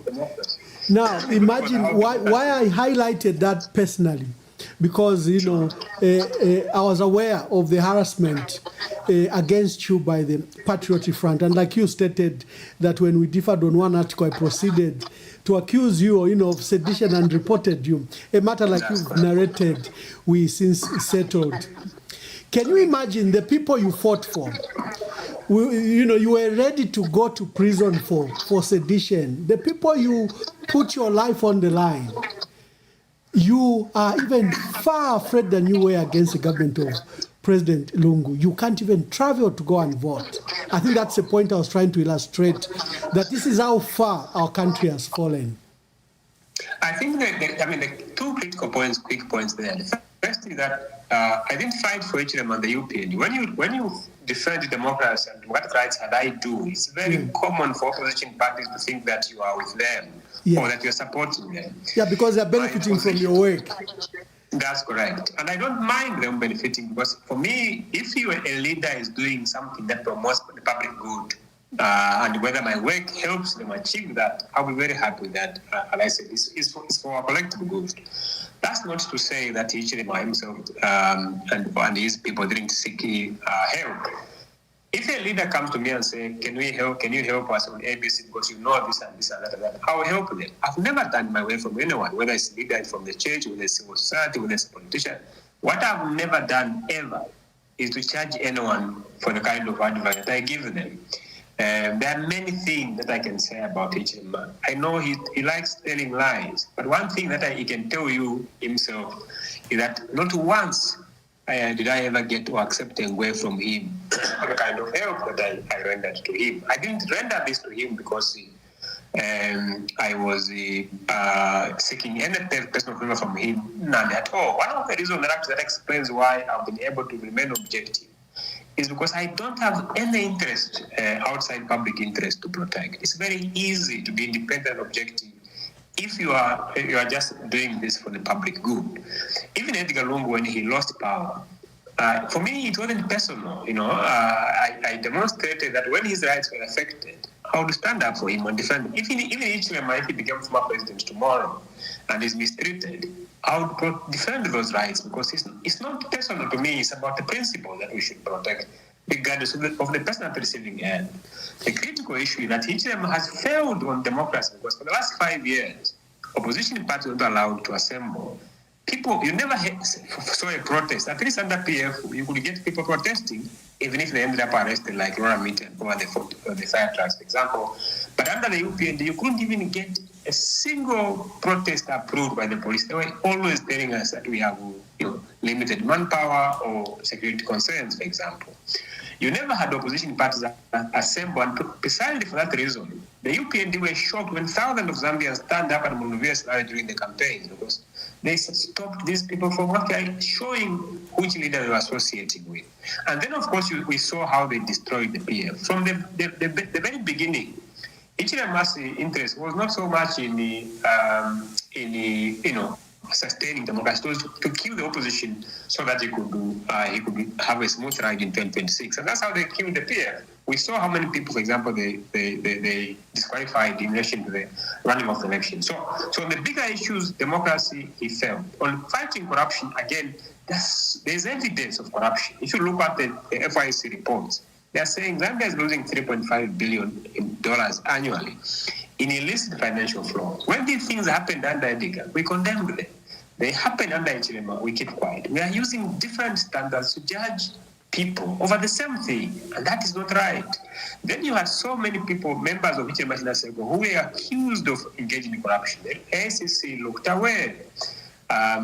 Leadership is by example. The president pledged during the campaign to say, under the UPND leadership, ministers would declare their assets annually. Okay, and I'll lead that effort myself. Hichilema comes to power. He reneges on those commitments. Not once has he declared his assets. It's important for leaders to declare their assets, even when the law doesn't provide for that, because you are leading by example. That way, your subordinate can then say, "Let me follow my leader and do the same." Just a minute. A few days ago, you issued one of your strongest statements. You stated that President Hichilema will lose this election. This was prior to voting, unless he engaged in industrial, you use the word industrial rigging. The events of the last 24 hours, an attack on a leading candidate in the presidential race, an attack on polling stations and totaling centers by both UPND thugs and by the military, by the way. It's like your words are coming true. Just speak to your very strong statement where you predicted that it's unlikely for President Hakainde Hichilema to win this election. And why did you say that? And then you qualified it that unless he engages in industrial scale rigging. I said that because, as I was saying, when it comes to bigger national issues, a state of democracy, getting the best of Zambia's mineral wealth, I didn't discuss this in detail because I wanted to mention the point about First Quantum Minerals and the report from Global Witness that came out, where it shows that you have reached a mass relationship with mining capital that has taken over $700 million from Zambia's coffers for the benefit of this Canadian multinational, according to Global Witness, that is. And then you had the same report saying the president benefited in terms of a pledge of $50 million for his campaign, and he had a lot of money during the campaign. Then you had the dismal fight on sham corruption fight. You had the division that his government entrenched in terms of ethnic division. If you look at the public service now, it's like to be appointed to public service position, you need to be from the Zambezi provinces. The Zambezi is those provinces where the Zambezi passes, the Zambezi region is provinces where the Zambezi River passes, northwestern, western, and southern province. There are so many Tongas in key positions now across the civil service, as if members and the Easterners are not good enough for second-class citizens. That's something I opposed when those on the receiving end were Tongas. But now that those on the receiving end are members and Easterners, I felt that the president has failed as well on that score. Then I was mentioning the fact that the civil service is very, very politicized. For example, the cost of living has never been higher, and most Zambians live in subhuman levels of existence. Now, it was on that score, on those policy failures, that dismal record in office that explains why I said the president was going to lose. In fact, the first time I said that the president was going to lose, if you go to my Twitter page, was on 27th June this year, when I predicted that Zambia's president will lose the 2026 election unless he rigs it on an industrial scale, or pre-ballot death happens. Now, pre-ballot death happens, pre-ballot death was misunderstood, and many people think I was calling for his death. No. I was discussing a constitutional provision that says if any of the candidates who have filed to stand for election die before election day, the presidential election shall be cancelled. And because I wanted to know who are going to be the candidates in the subsequent election, I couldn't speak that election. So it was a general statement, not specifically to Hichilema, because even if Sishu was a candidate in the election and he dies before the election would have been postponed, because you need to give a chance to the affected party to nominate somebody else. That's what the law says.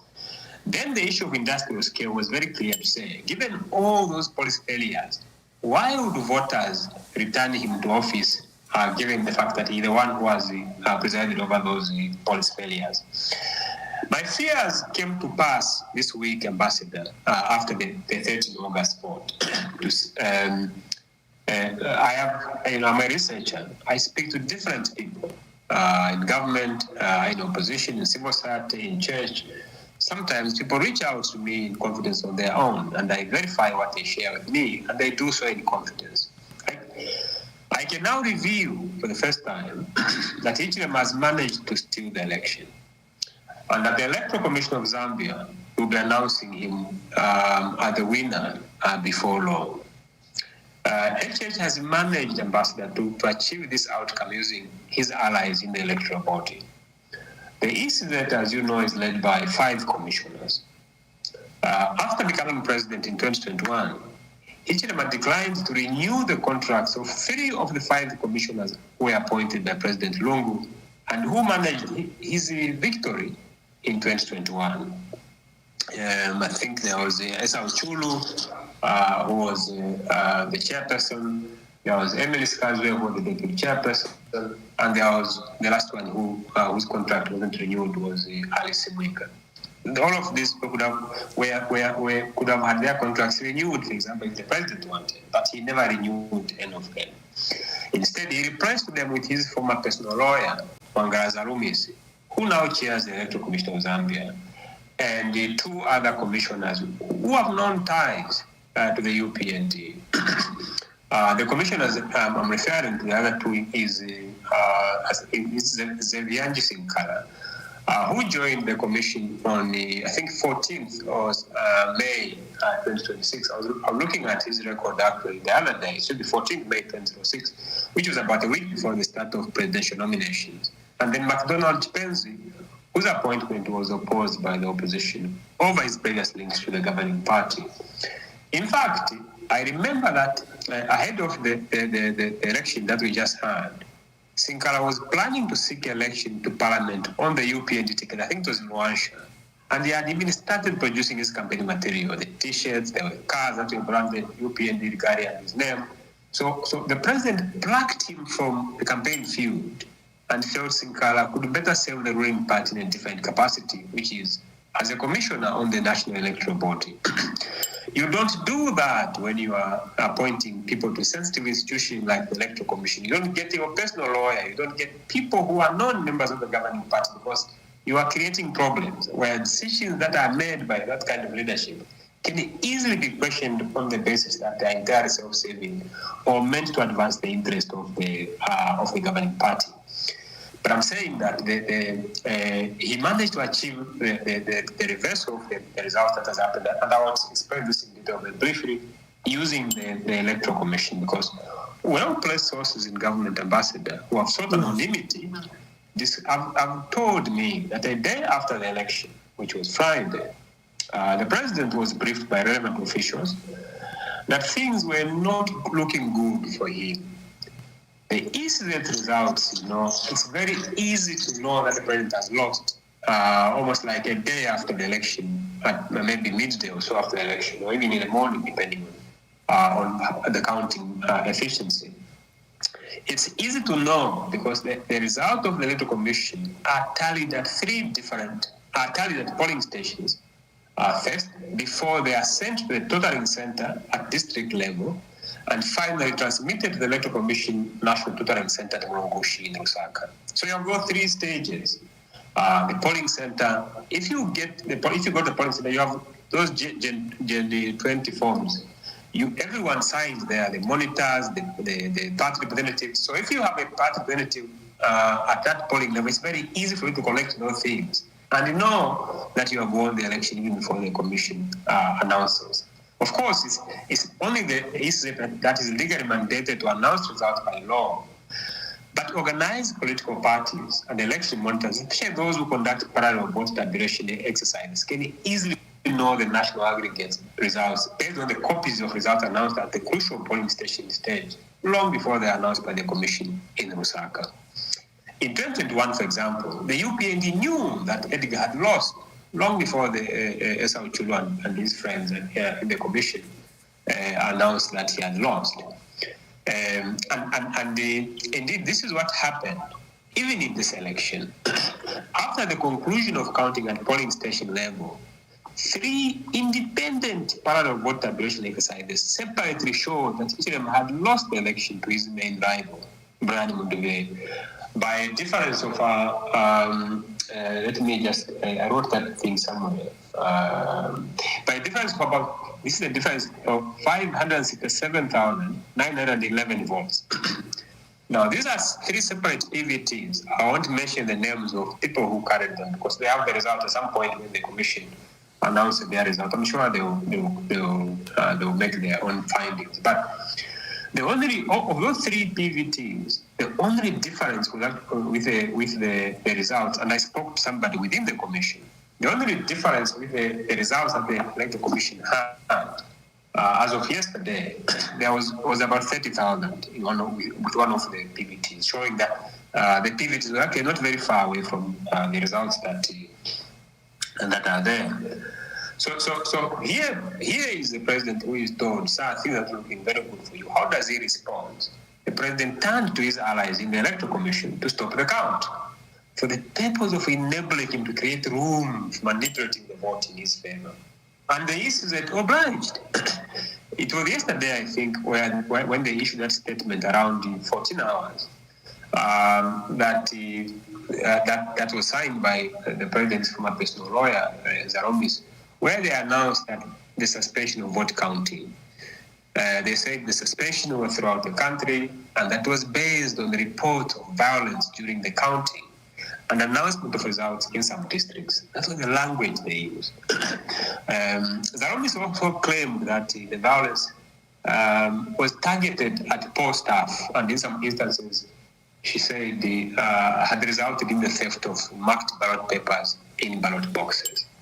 Ambassador, that decision to suspend the vote count has never happened before in the history of the Electoral Commission in terms of suspend the vote count on a national scale.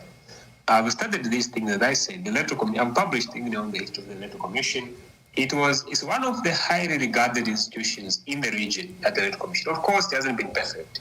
But you see a commission that was growing in terms of its integrity and professionalism over time. From the time when the Judge Bobby Bwalya was the first chairman after its creation in 1996, to the time when it was Irene Mambilima who became the next chairperson, and then Florence Mumba, and then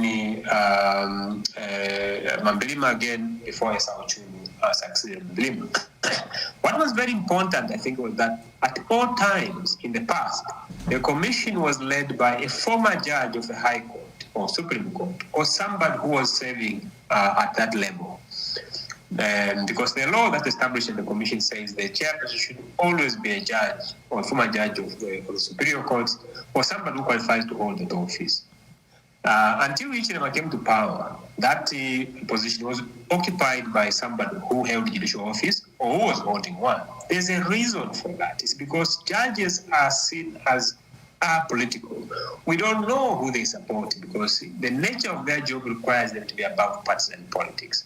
So it makes sense. They might have their own aspiration, but we don't know them because the nature of their job prohibits open expression for any partisan causes. And it also, I think, helps that judges are on, they have this lifetime pension. I don't support these things of paying off continual office holders like, judges. You have so many incompetent judges at the High Court level who makes terrible judgments. In addition to being punished for being serviced with poor judgments, we have to pay them for their lifetime. Even not to cut you, just in the last few minutes, you've said something extremely fundamental, and I just want you to repeat those facts. You've stated that President Hakainde Hichilema has lost this election. According to the PVT's parallel voter tabulations, credible ones that have been done, and you have had at least sight or copies of them, you are asserting that President Hakainde Hichilema has lost this election. Then you are asserting that President Hakainde Hichilema is in the process of stealing this election and that his friends in ECZ want to declare him as winner. Just speak to those facts quickly. That's what I said. I'm saying that the president was briefed that things weren't looking good for him, and he does what those before him in 2021 and 2011 do, which is, rather than conceding, simply say, okay, if Zambians have rejected me, keep counting. He appeals to his allies in the ECZ, and I've already discussed the compromised nature of the ECZ. Yes. There are 5 leaders there, including 2 appointed by Edgar. I think Major General Mukanda and Joy Mutiti. I have very high regard for those 2. I have no regard for the other 3 because, as I said, their ties to each of them are well known. But I was making an important point to say, if you look at those people we had before, they enjoyed the tax. They knew that even if I lost my job at ECZ, because I'm a judge or a former judge, I will still have a pension to fall back on in my lifetime. Mangaza Arumisi can't say that because she's not a judge. So she knows that if Hichilema goes away tomorrow, he loses his job tomorrow, even my job is over. In other words, there's no incentive for her to resist this pressure from political elites in State House when, for example, Hichilema wants to resist the outcome of the election. And that is an important thing when you also consider the precarious position of Zaromi's in relation to her daughter, who was charged initially with murder, but then had that charge downgraded to I think manslaughter under very strange circumstances. It was almost as if there was a deal between her and the executive, so you have to do this. That point is important because it shows the compromised nature of the leadership, and somebody like that should be able to say, for the sake of the respect of this important institution and for the peace of the country, I'm stepping aside so that somebody else can lead it. If I were in her position and the facts that apply to her apply to me, I would have walked away. I don't have to remain in the position. If at all it's for the good of the country, for the good of the country, I should walk away. But the president reaches out to his allies in the commission, and they do a very strange thing, which is suspending the count, something that has never happened in the history of the commission on a national scale. And I was saying that decision is problematic for 5 reasons, maybe more, but at least 5 come to mind very quickly. The first is that the suspension of the vote count was based on insufficient evidence. There were no reports of violence in any part of the country during the voting. In fact, if you listen to both election observers in their preliminary statements, and to what Hichilema himself said, this is a man who doesn't hesitate to heap praises on himself when it doesn't come from other people. Both the election observers and the president confirmed that voting had taken place peacefully. So where did the Electoral Commission find evidence of deliberate, widespread, or systematic violence to justify their decision to stop the count? That's one problem. The second one is that the decision was made without the support of the law. I think it was yesterday when the Law Association of Zambia issued their statement to the effect that there is currently no law that empowers the Commission to suspend vote counting across the country. The existing legislation, Ambassador, only allows the Commission to suspend vote counting at each polling station level. But even then, there has to be sufficient grounds for that. There's no law that empowers the Commission to say if something happens in one area, you should suspend whatever everywhere else. Because if you remember in 2021, Kungo, I think it was Jackson Kungo, was killed in Northwestern Province. The Electoral Commission of Zambia never suspended the vote counting throughout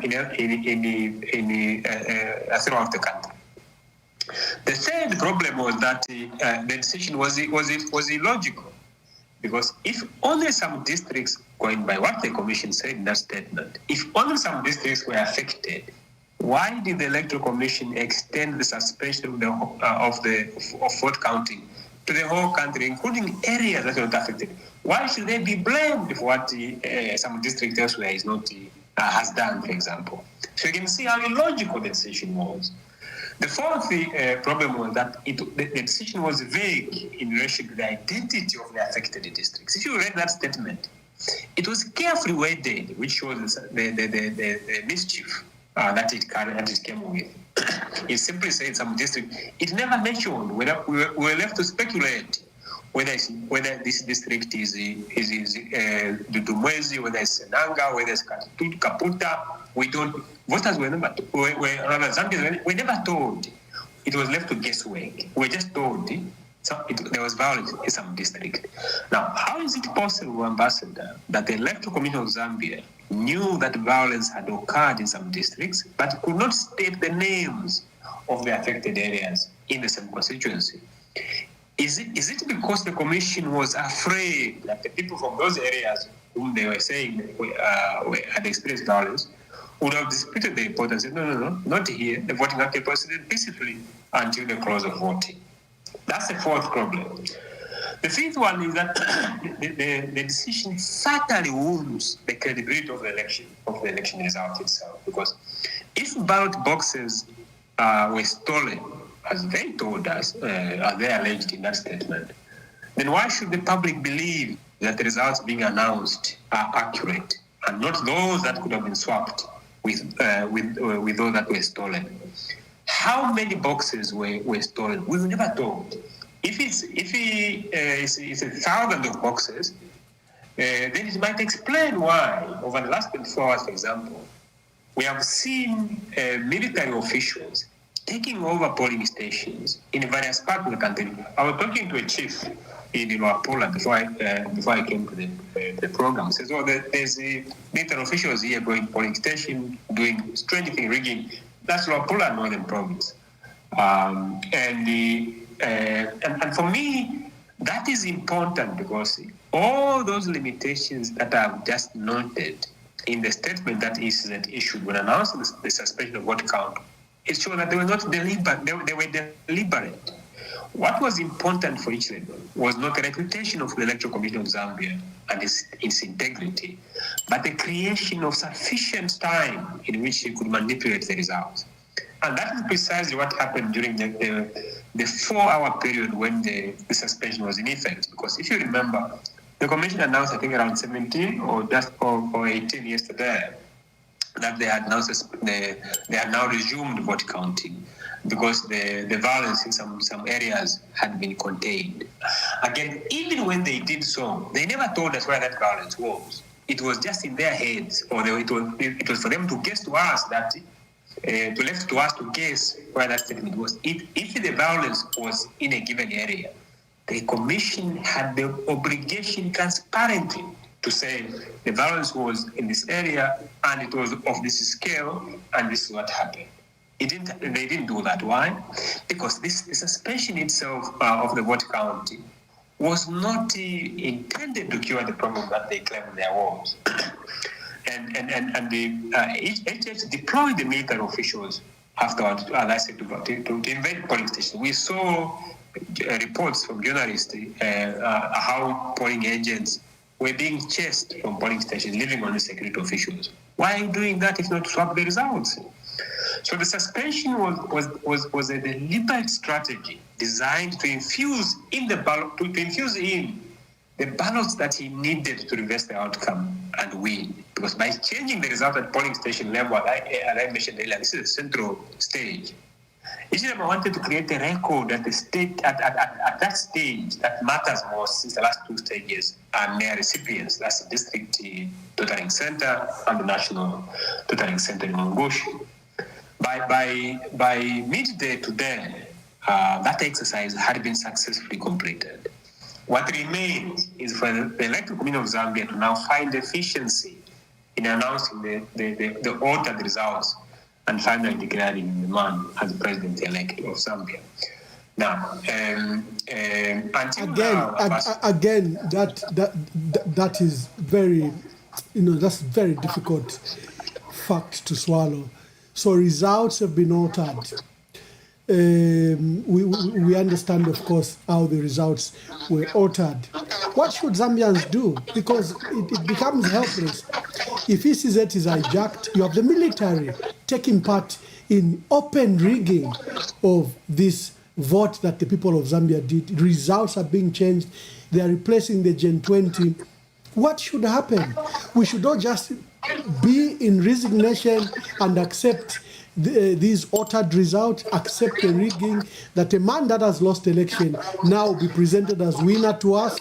It's just very difficult in my mind to process all these facts. Just give us some thoughts about it.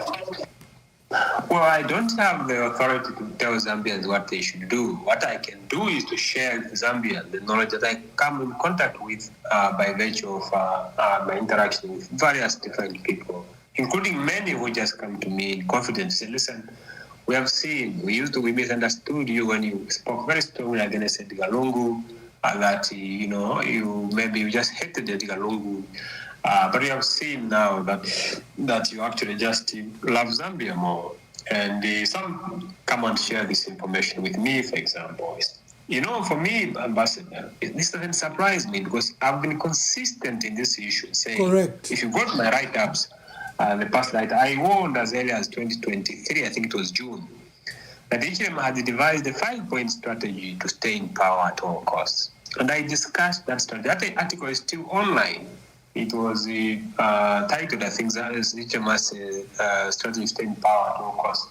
I discussed 5 strategies: containing the Catholic Church, packing the institutions that matter most, that is the courts and the electoral commission of Zambia with his supporters and loyalists, and he has done that. He's the president who has appointed most judges to the High Court under the same method that he opposed when done by his predecessor. And as I said, he has backed the electoral commission with questionable characters.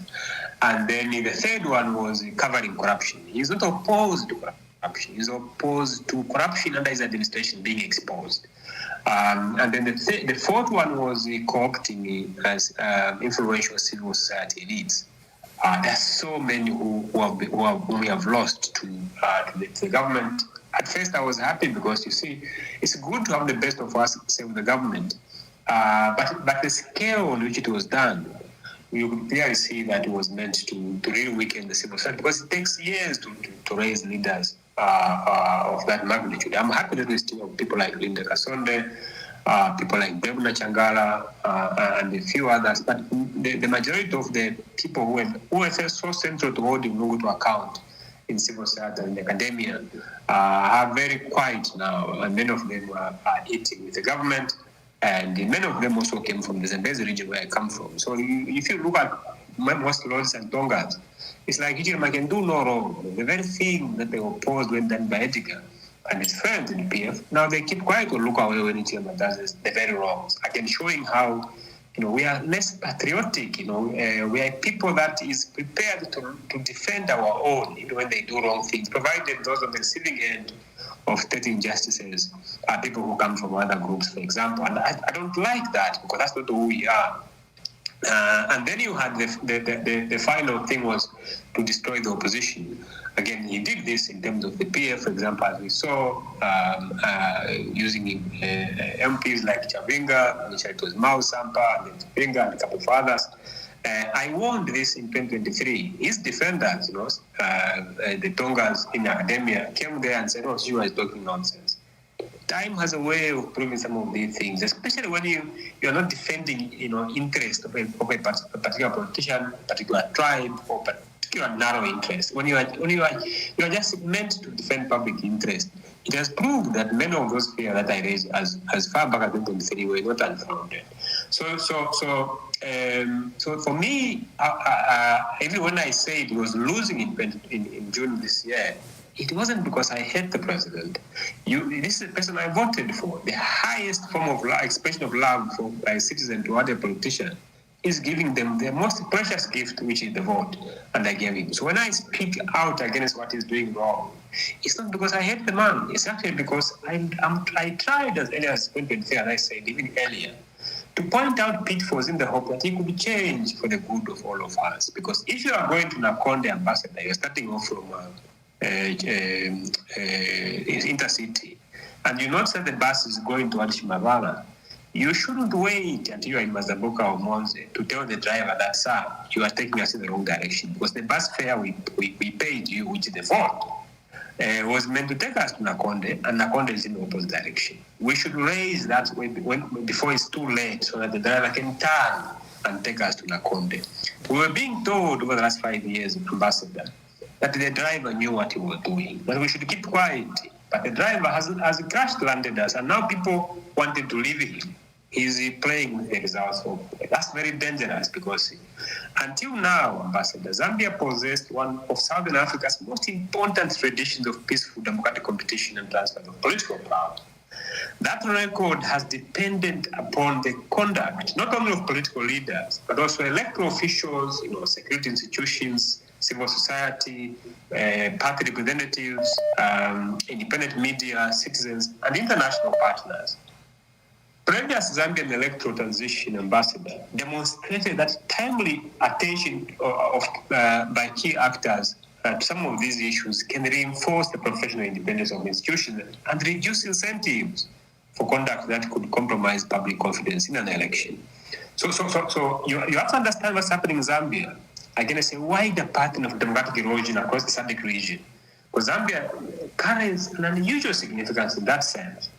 Recent developments in several neighboring states, Mozambique, Angola, and the constitutional changes, terrible constitutional changes that happened in Zimbabwe, have demonstrated how quickly electoral competition, constitutional restraints, and even institutional independence can erode, Ambassador, when the regional safeguards are absent and the attention of traditional international partners, particularly the US and the EU, is diverted by competing priorities. Unfortunately, I'm sorry to say this, Zambia's previously enviable democratic tradition that distinguished the country within Southern Africa is now gone. Not that Hichilema would give a damn. What mattered to him was that he remained in power, even if it means governing over the next 5 years, or however long that he will do once he has won and changed the constitution, like Mnangagwa has done to stop presidential election taking place, so that parliament can choose leaders. If it means governing without any shred of legitimacy for the next 5 years, he will do it. Because in the end, Ndubile won the most votes, but Hichilema won the result. And for me, it's sad, because again, coming back to your point about the role of the military, what we saw yesterday shouldn't have happened. You see soldiers. In fact, Doc, this as we begin to wind up our time with you, we ambushed you at a short notice, and I'm eternally grateful that you responded. I wanted you to pay at least some words. I don't know if you familiarize yourself with a military raid on Brian Mundubile's residence, where he and his family were then taken in a very crude and brutal manner, where shots were fired both at him, his wife, and especially the two colleagues he had run with in the bedroom, Mutoto Kafwaya and George Sanga. And they were retrieved like criminals. And they were, taken, as you have heard from the narration from Brian Mundubile. His key colleagues are still unaccounted for. Honorable Mtoto Kafwaya, who we understand was shot twice and he was bleeding profusely. And we don't know where George Sanga is. We don't know where Bishop Trevor Mwamba is. We've just located this late where Patrick Mwansa is, the husband to Tasila, is at Central Police. These events orchestrated by the police, by the army, not by the police, in military uniform, military Zambia army vehicles. I don't know what your view is about these events before I let you go. Well, there are a couple of points there. The first is that they speak to the partisan character of the leadership of the military. You see, Ali Huzwi, he gave a statement where I think it was at this farewell party, which was hosted for him by the military. Again, that story is available in Newsdigger. He issued a statement to telling his successor to say, please preserve the non-partisan character of the Zambia army. I was misunderstood sometimes over this matter, but I'm very happy to live with that character intact. It was almost a confession to say, I've been fired because I refused to assure the president that the army will play a partisan role in the next election. That statement, in my view, was important to understanding what's happening now, because his successor, that is Ali Huzwi's successor, Zele, is not a man who, as I've demonstrated earlier, is averse to using the military for partisan goals. What happened at Munduvile's residence could not have happened without the army commanders issuing the orders for them to do that. Because what happened wasn't carried out by the police. It was carried out by officers from the office of the president, as well as commandos. And these were professionals. When they got there, they got to his residence. He was coming from meeting observers at some point, and then they got to his residence. They swept off everyone that they found in that place when they took him. First, of course, they did those. They mistreated people the way they Munduvile described, I think, in that video that he issued. But I spoke to one or two officers in confidence who also disclosed what happened. Some of them, you see, are just acting under orders, because if you are given an order, you have to carry it, whether you like it or not. Otherwise, it will be regarded as indiscipline. So they went there. I tortured those people and interrogated Munduvile, including over those two videos I think he had sent to me there. And at some point, then they took them. They took them to headquarters, but they found that the offices there were closed. So one of them says, we asked him, where should we take you? And they said, take me to Ibex Hill Police. That's why there was a statement. Joseph, what's the name of this person? Newsdigger published a flash point on their Facebook page, say Munduvile is being taken to Ibex Hill Police. Yes, Joseph wasn't wrong, because that's what happened. I don't know. It means somebody else inside the system was feeding him that information. He's not one who just posted things from without. But the police were quite uncomfortable, because this wasn't a police operation. The police were sidestepped. The police were quite uncomfortable to say, you can't bring him here, because it's not an operation. So in the end, they couldn't go to Ibex Hill. They took him somewhere else in the bush, where they dumped him. And after grabbing all the electronic devices that they could find. Then you had this person who repeatedly makes the office of parent secretary look like it's a political office. Tavokawa going to, I think, Ibex Police to perform that stage thing where he arrived there, somebody filming him. That was all performance. The critical point for me is that exercise that took place in Munduvile's house couldn't have been done without the directive of the army commander. The army commander could have done what he did without the instruction of the president. So we shouldn't condemn the just the military here. We should understand where that comes. Why is Ichirema doing this? It's almost like it's creating a distraction. At this other exercise of dealing with these other military figures going to polling stations to deal with the violence that's happening. We need to keep these guys busy. And then you have the abduction of people like the Anglican Bishop Mamba. I knew Bishop Mamba from the time when I was still at school studying in Oxford, in the United Kingdom. We became friends then. So I've known him for a long time. He's a very, very decent man, one of the best, most vulnerable citizens we have.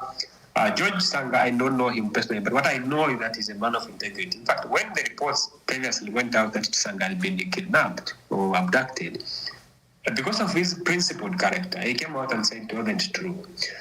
Now he's missing. He's not a man who can feign abduction. That's the man who has shown very recently that his integrity is beyond question. And so he has been abducted by the same people who have been abducting other people. Bowden Findlay is still missing. I know from inside that Bowden is being kept in a container in Mwembeshi, because as you know, Mwembeshi, the male prison is not yet fully operational. So they're keeping him in a container, and then you had these several other people who were abducted over the couple of previous days. Again, you don't need to do the thing. Well, that's not Zambia. We know if people have done the wrong thing, issue, call out, let them come, and then you ask them, you tell them, listen, we are reading you have your rights here, but here's the wrong thing you have done. We are arresting you, and then you issue them bond. You take them to court within a period prescribed by law. That's how normal and civilized societies function. But what are we seeing now? This abduction of people. We don't know whether Kafwaya is still alive. When I spoke to people, the report I got was that Kafwaya was shot at. And that because of the shooting, it was he was taken to Mainasoko and heavily sedated after an operation, but he wasn't entered into the system because they wanted to cover their tracks. And even when Kawana went there to make another show, to stage another show, for example.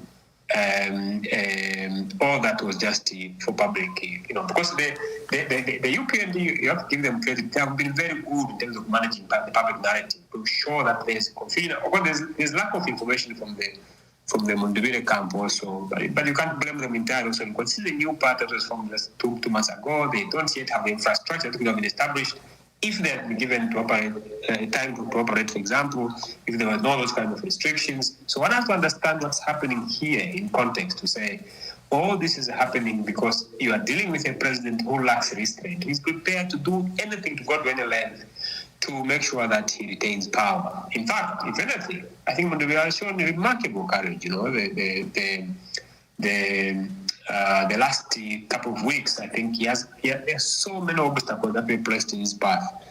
From the time that they arrested him, I think in March, and grabbed his passport, which meant he couldn't leave the country, to the time that he had to run on a smaller ticket because, the FDD on which he had planned to run, the state did what he did best, which is in Ngalato. And then to the time when after he was he and McKenzie became candidates. If you remember, they took time to confirm their candidature because there were maneuvers to try to disqualify them. Even after he became a candidate, for example, and he started having these rallies, they stopped him and said, no, you can't. We have to give you a timetable together with other people. But they treated the president differently. HH is not standing in this election because he's a president. No, he's a candidate. So you can't have rules for the opposition and do rules for somebody else in the bench of the office. And because we are talking about a compromised electoral commission of Zambia, you have a scenario where the president's schedule where the schedule which the ECZ drew didn't apply to one candidate, for example. You are putting somebody above the law. That's wrong. It shouldn't happen. And then they gave him the timetable that says you'll be in these areas and you end up in the Zambezi province. You could see how the attempt there was to make sure that they undermined the momentum that he would have built by throwing him to the places where they felt if he ended here, there would be no one turning at his rallies. But we saw what happened in Solwezi. When he went there, thousands of people turned up, and that really worried them because they said, "Look, this guy has entered in our bedroom." You are that Nigerian spiritual advisor of HH who issued very damning statements saying Mundubire should be armed. You never heard Hichilema coming out and saying, no, I want to retain office, I want to win, but not that win that is expense of anyone's life, where you are saying they should be stoned, for example. He never had condemned those things. Mundubile was also attacked in Kitwe. If you remember, the attackers actually even left the bus behind as if to tempt them Mundubile and his supporters to ban the bus, so they could be arrested the same way they have arrested Chitodura and other people, I think, Then you had those attacks in Western Province in Rwampa, UPND cadres in uniform attacked those people in full view of the police. Again, we saw that in Kalabo. We saw it in Mongo where the rally was peaceful, the police commands discharged tear gas. He never responded. That considerable restraint, I think, for me is an admirable quality, because it could have very easily ended up differently if he had not restrained himself and his supporters amidst these continued provoked attacks from the state. Then you have the fact that he couldn't get campaign finance. You know, as I say, they got his passports and he couldn't leave the country. When he tried to mobilize resources, the businessmen who helped him were targeted for intimidation, while common crowdfunding methods such as GoFundMe, which he employed, they mocked him, saying, "Oh, look at this man! He's a red planner." When evidence emerged that Zambians were prepared to abandon their poverty briefly and contribute to the political campaign of this man, then they turned around and started frustrating his mobilization efforts as well. Then you can think about the media. You see, he's not there in the public media. This is the media that Zambians are paying for. They should cover everyone and let people make their decisions based on informed choices. Hichilema suffered, so when he was in opposition. So I hope that when he becomes president, he's going not to do the wrong thing that he condemned when done by his predecessors. But you don't see opposition voices on that NBC today, except unless they are being portrayed in a negative way, for example. And what makes it even worse is that in the case of Hichilema, they have even crowded the opposition voices out of the private media, whether it's Diamond TV, whether it's Radio Phoenix, for example. The only media that cover the opposition is actually Hot FM and KBN television. But even those are being targeted using lapdogs, such as the IBA and the Ministry of Information, for intimidation every day. Again, that's an obstacle that you can see that the man had to overcome to reach the level where he has reached. So many other obstacles that he has overcome. And then you have this military camp, the commandos being deployed. But let the counting of votes continue in a transparent manner. If you have nothing to hide, you see, you shouldn't be doing all these things, because why are you doing it? If you want to have done anything wrong, summon him to the police in the full view of everybody. Hichilema complained when Edgar Lungu sent policemen to his house at night. Why is he doing the same thing that he condemned when he was done by his predecessor? That's why I talk about the hypocrisy of this man, because we shouldn't be here talking about the very wrong that the man had condemned when done by his friend. In the end, even if he comes out of this election, and even if the incident comes out and says, the president is elected Hichilema, there are very few Zambians outside UPN supporters who believe that his victory is genuine. The evidence is there, We have never before seen the military manning polling stations or going to polling stations. We have never seen military vehicles on our streets in the compound in Osaka, for example. I saw military, vehicles on the streets. It has never happened before. We don't see soldiers engaging in this kind of pattern exercises. I know that the rank and file in the army are very, very professional men and women for whom I hold the highest regard. I have nothing against those. My quarrel is with the leadership, particularly General Ziele. If there is in future, I hope he lives long. When there will be proper change of government, people like Ziele must be held to account, made to account for some of these decisions, because it doesn't matter whether you are advancing Sishiwa's interest. If you are doing the wrong thing to advance my interest, I should tell you to say, "Sir, I don't want you to break the law. I don't want you to kill any Zambian, to torture any Zambian in my name, or so that I can benefit." No, if Zambians don't want me as their leader, I should respect that will that they have given expression and give a chance to whoever they have chosen. Whatever I think of Ndebele, it doesn't matter whether I support Ndebele or not. What matters if the Zambians think that that's the best person that should lead them, give them a chance. There are many Zambians who believe that it was the wrong person, to lead them. People voted for him. I was one of those. would have voted for Munduvire if I had the chance to vote? No, I wouldn't. I have my reservations about Brian. But there are so many people who saw in him a leader that they thought should lead them. We need to respect each other's choices in a democracy, because the leader that I support doesn't have to be the leader that you support. In the end, it is the choices of the majority that should determine who leads them. But that decision of who leads them should never be made by the president's allies in the Electoral Commission of Zambia, should never be made by security services, should never be made by the courts, because I can see what they're trying to do here. Announce whatever result that you can, then let them go to court, because they know that they've packed the judiciary with their friends. And I wouldn't even myself, if you send me to appear before some of the judges that HM has appointed, or those who handle PF cases, for example, and you say, sure, go and appear before Judge so and so, I'll tell that judge without trial that I don't want you to waste your time by pretending that you can listen to my trial. What I'm going to say, just send me to prison directly, because I have no faith in the kind of judiciary that we have now. It should never be like that, Ambassador. We are destroying the country. One day, this president will be gone. That political party, UPND, will be gone. Their supporters, the praise singers, who support everything that this person does, they will be gone too. What will remain is the damage that is being done to our country today. That will take years to repair. We should always remember that our presence on earth is very limited. You may hear tomorrow that Sishu has been killed, whether it's by UPND thugs that sent to kill him or to abduct him. It's okay. We all die one day, and I will go too. What we should never do is to drag the country down with us just for a narrow selfish interest. No.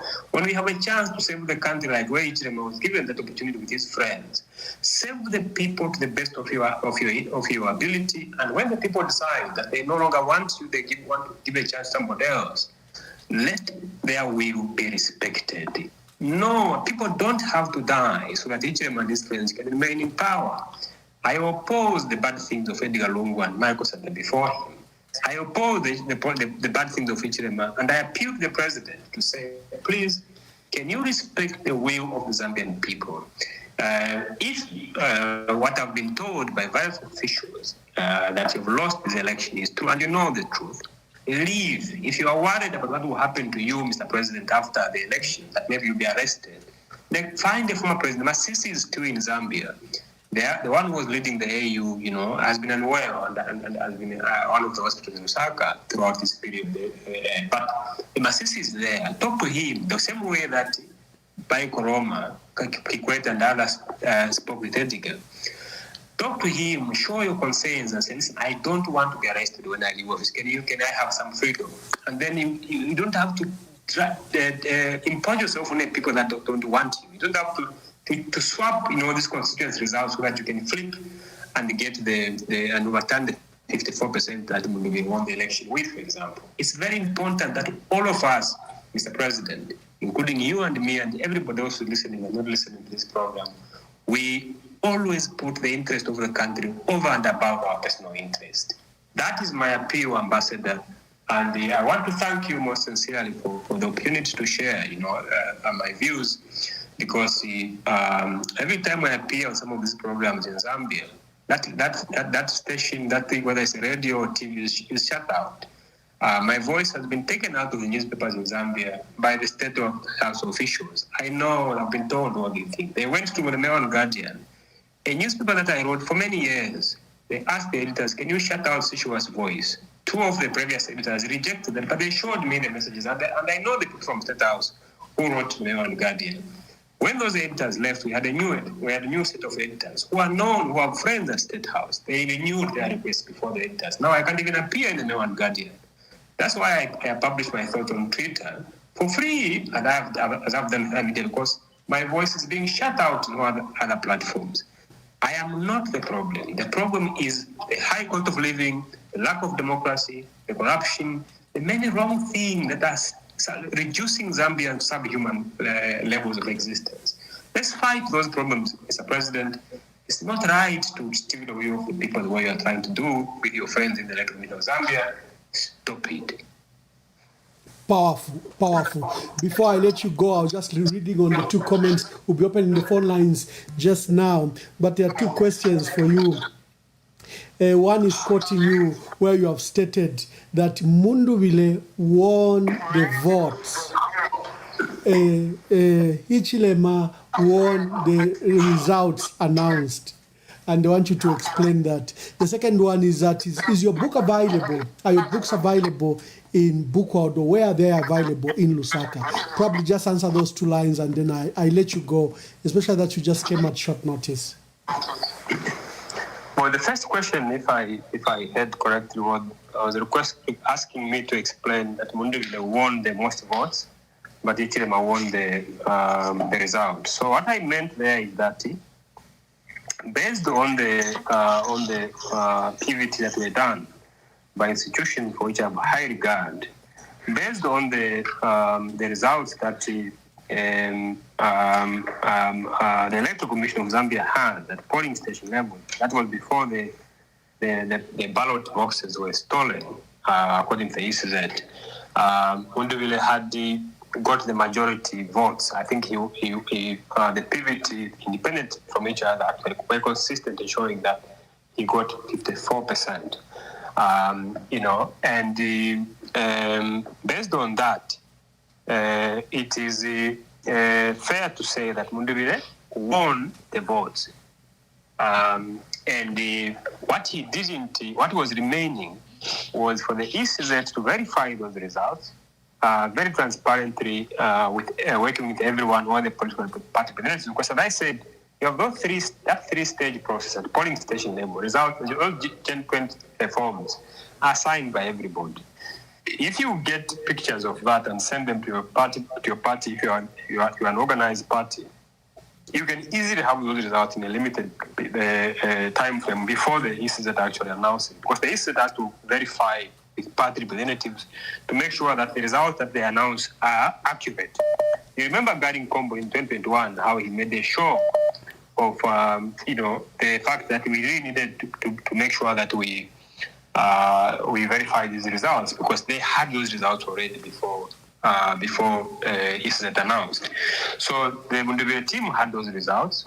The PVT team had those results. Teams had those results, and Hichilema knows the Electoral Commission knows, and Hichilema knows the results that were obtained at as of yesterday before the suspension of the vote. And on that account, I heard Munduvile himself saying that they had won the election. He didn't declare himself president, but that I think is the job of the Electoral Commission of Zambia. If he had declared himself president-elect, that would be an offense under the law, and I would have supported his arrest. But he didn't do that. He was basically saying, based on the results that we have ourselves, we have won this election.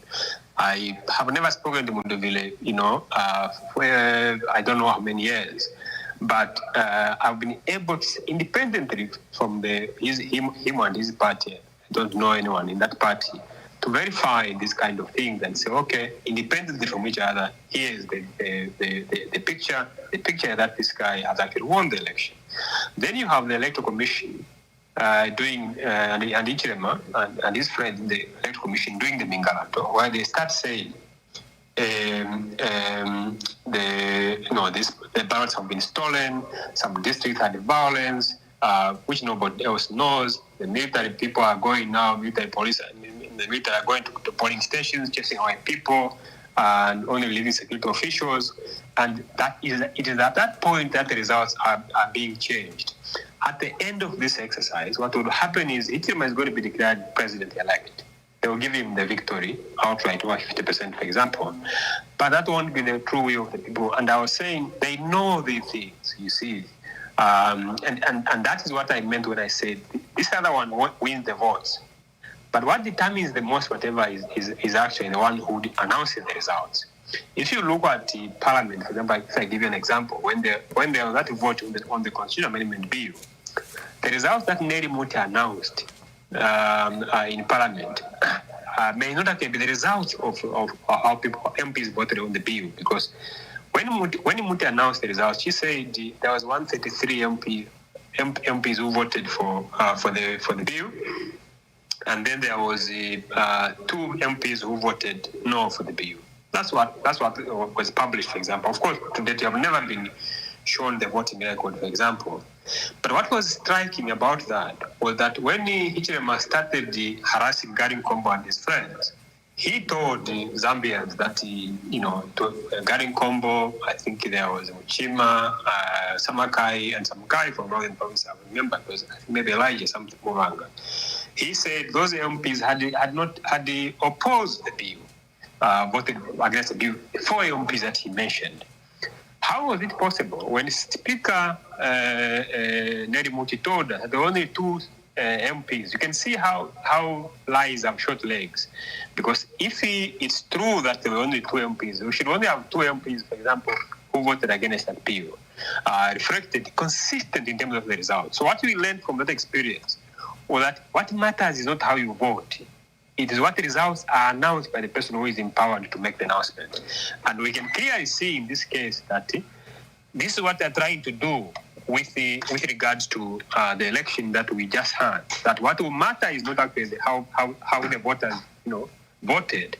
What would matter is the results that Mwangaza Rumisi and her friends at the Electoral Commission are going to announce. We don't want that, because if they were very transparent, there was no need to suspend the vote count. If they were very transparent, there was no need to involve the military in this whole thing. So even when they are doing wrong things, you see, I don't know what they take Zambians for. It's very clear to see. Zambians are able to see what's going on. You don't want to do that, because what kind of a presidency, this one, that Hichilema is going to lead over the next 5 years, and under a victory that is obtained that way.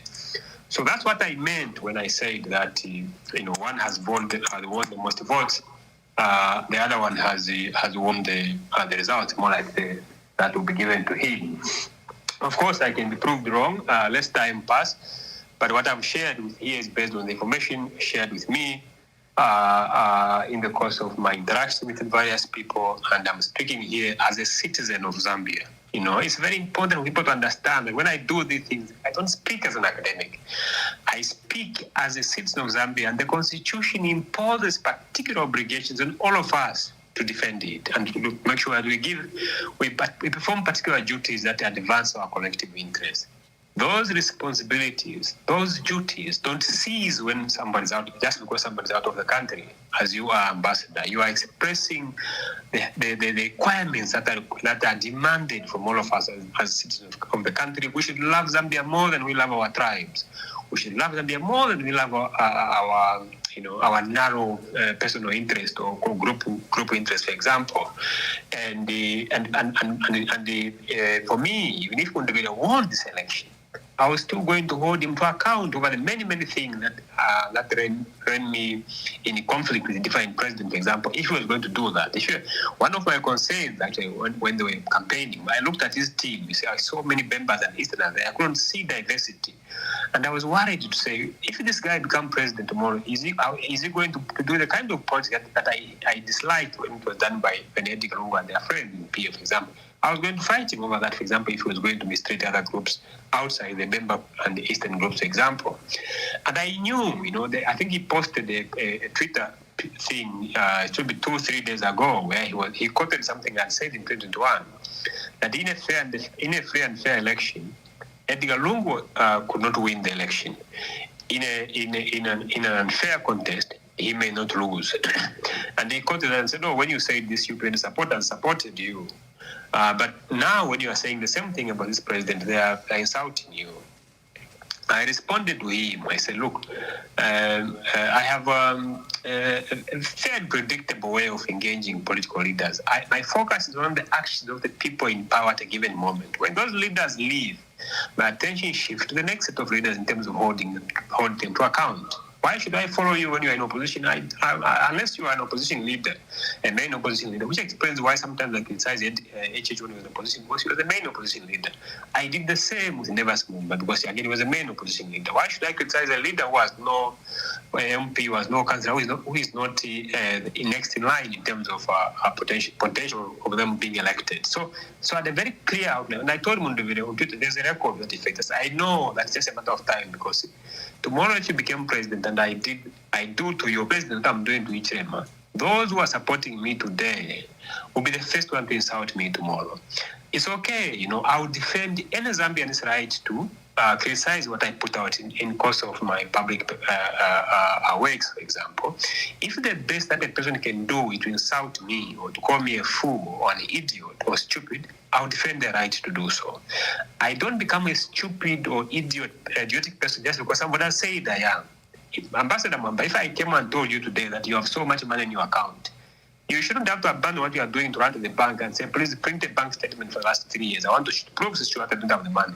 You know you don't have the money. Why the hell should you go to the bank and lose time and money to actually prove to me what you already know? That's why I'm saying what matters to us, not what people say about us. It's what we know about ourselves. It's how we respond to what has been said. It is the way that we attach to the sentiment that other people have given expression to. And I know for me that as long as the presidents do wrong things and I point them out, there are supporters who accuse me what European supporters are accusing me now, or is bitter, or he wasn't given a job. The nature of my education training, Ambassador, that I can get a job anywhere. Even if I wanted to work for the government, for me, that would be an act of sacrifice. The government can't even afford me. I'm not short of opportunities. But I don't want political jobs. I don't want government jobs because I won't have the freedom to express myself the way I'm doing now on this platform with you. If a new president comes tomorrow, I know that what the supporters are saying about me, European supporters are saying about me, because I'm criticizing the leader they support, those new supporters will be the same. Even MMD, it was the same. I started doing this thing in 2009. There are many ministers who said that they were still alive, who told me that I was supporting the PF, but just because I was criticizing the PF and the MMD. One of them is very old now, but he's alive. He can speak to this. When Michael Sata came, there's a record in the Post. I held to account Michael Sata. I even complained one time to say, no, advise me properly. Otherwise, she was going to ask in the Post who advises. I had a weekly column in the Post. And it's not that I'm not offered opportunities. No. Sata offered me an opportunity. There are people who are still alive, ministers and other senior government officials, who can testify to that effect. Edgar Lungu did the same. Even this president has offered me job opportunities.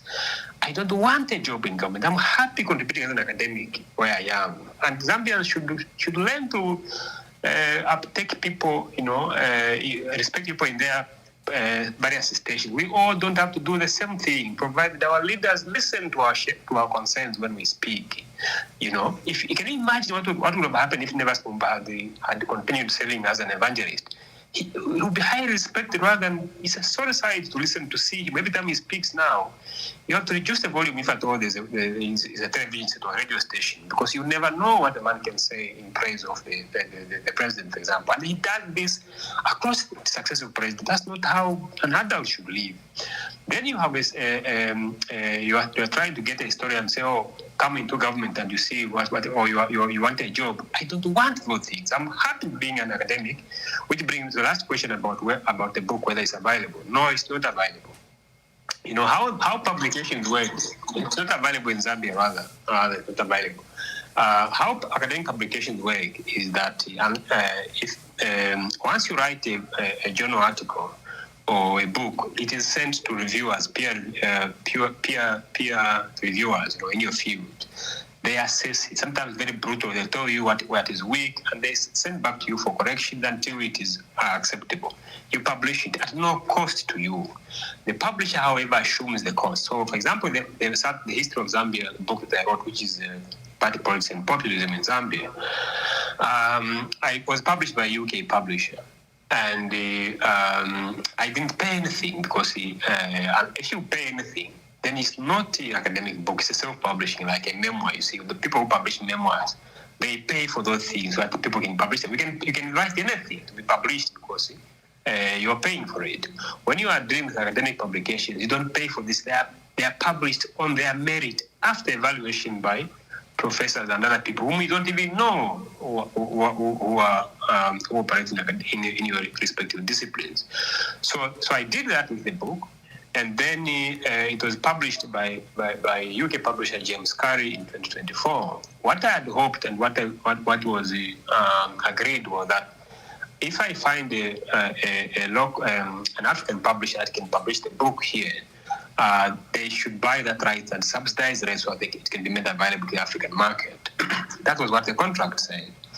Unfortunately, when we tried to find a publisher to buy the rights, the UK publisher was very, very expensive in terms of the demands for how much they were asking, South African publishers or any other publisher to sell the African market in terms of the rate they were demanding.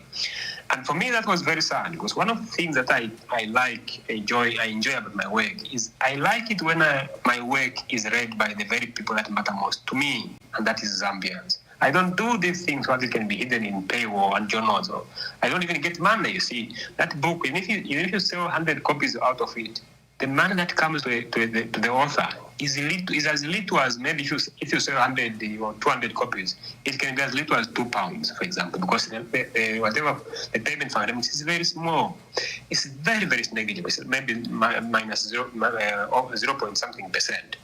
So we can clearly see that academic work is itself very, very self-sacrificing. For example, we don't do it to make money, because the money doesn't come to you, it goes to the publisher, just like it does with the journal articles.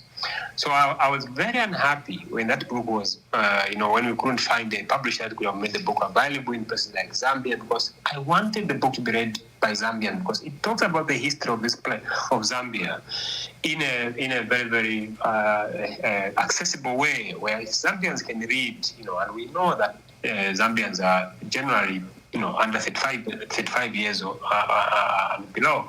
It means that many of the people that are alive now that are making critical decisions about the future of the country don't even know the history of the place.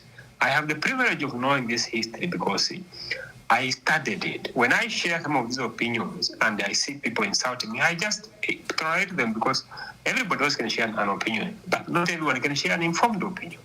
So I use that historical knowledge and awareness to bring to public attention some of the pitfalls that we can avoid, because they've been made by other people before. But I also use this kind of historical knowledge to identify issues that I think we can build around a shared sense of nationhood and identity. To say, if you look at American ambassador where you are, when you talk about Americans, say, what makes you an American? There are certain values that they have identified and codified as what defines them. One of them is freedom. The other is democracy and opportunity, for example, and liberty. But those things were not always there.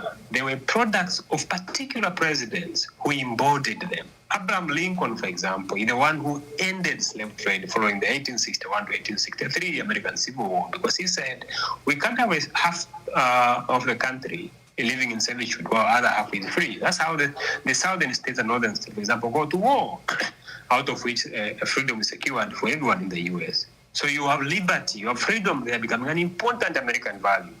Then you had the president who said we need a government for the people and by the people in Woodrow Wilson after the Second World War in 1945. That's how democracy is born. You have another one who says opportunity matters, for example. Again, that's how these values become codified. And I'm saying, what about us as Zambian?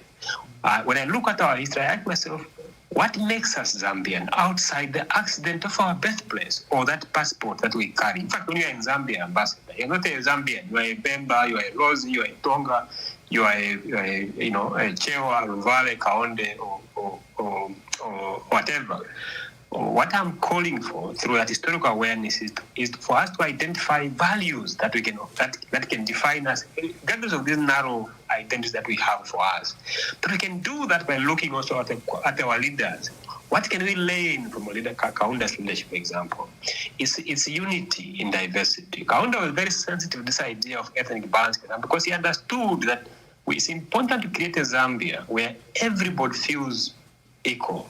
Where if you came from Luapula, you didn't feel out of place if you found yourself in Western Province. If you were Tonga, you didn't feel out of place if you found yourself in Muchinga, for example. Those things don't happen on their own. They require leadership, and Kaunda showed us the way. Can we build on that? So you identify unity as an important national value. You move to Chiluba. Yes, Chiluba did many wrong things, including corruption. But he was very central to this idea of democracy because we terminated Kaunda's one-party rule in 1991 and embraced this idea of democracy. We don't want one-man rule that the HH is trying to take Zambia back to. So you can say for all his failures, let's take democracy as an important value that defines who we are. So we want a Zambia where people freely express themselves on social media. They shouldn't be saying, I'm a lawyer. And then you move to Manawasa. What is it that we can say Manawasa's president is that one value that sums up Manawasa's presidents, for example? It could be anti-corruption, for example. Manawasa took to court a very man who had made him president. There were other aspects, of course, that he grew to embrace. He didn't start that way, like tolerance for, and respect for diversity of views. Manawasa wanted to deport Roy Clark, I think, in 2004. But over time, he grew to become very, very tolerant. Michael Sata made life very, very difficult for Levy. But Levy, when he learned that Sata had a heart attack, he provided for his transportation to South Africa, for his evacuation, for example, and he came and told us when they were reconciling. I remember that because for me, I pay attention. I studied presidential leadership. I pay attention to what leaders say. Levy said, when I heard that before what happened to him happened, I hated this man. I thought he was making my job to govern this country extremely difficult. He was being malicious. I remember people were there. Jimmy Kapata, he was there. But when I heard that this had happened to him, I realized just how much I needed him. He said Levy said, to be president, I don't want people who hero worship me all the time. I want people who tell me that the best thing should be done is this and that way. Of course, if I don't agree with you, I'll tell you that I don't agree with you for this and that reason. But this wasn't happening. So I realized just how much I needed him. Those words are still available. I think if you check on YouTube, that video is available. For me, that's profound because it speaks to a leader who was yearning for constructive criticism from those around him. It wasn't coming. So what does he do? He begins to look outside in the opposition. He sees Michael Sata not as Michael Sata, but as a vehicle of constructive criticism to a leader who is receptive to it. For example, there are many things that Sata said that were malicious, but Levy picked out the best and felt this man can actually help me govern Zambia better, and he learned. That's the kind of leader that you want to have in State House. You surround yourself with people in the hope that they can advise you when you are wrong. They shouldn't tell you wrong thing just to please you. That position of president is very powerful. People can be intimidated just by the fact that they work for you. I look at the HH's team around. I know most of those guys. At a personal level, they are very, very good human beings. But I also know their limitation in terms of what they can tell him and what they can't tell him. They are not a problem. He chose them. If he really wanted people who are critical of his leadership, he needed to identify people, not youngsters like who end up being advised by him, but experienced, adult, educated, competent. They are there. We would have identified them and said, listen, I'm hiring you based on your competence, not your tribe, not your loyalty to me, but to do a very specific professional job of advising me. You could tell that was not the kind of a person who is going to be in terms of leadership. Thank you, Doc. Are you there? Hello, Doc.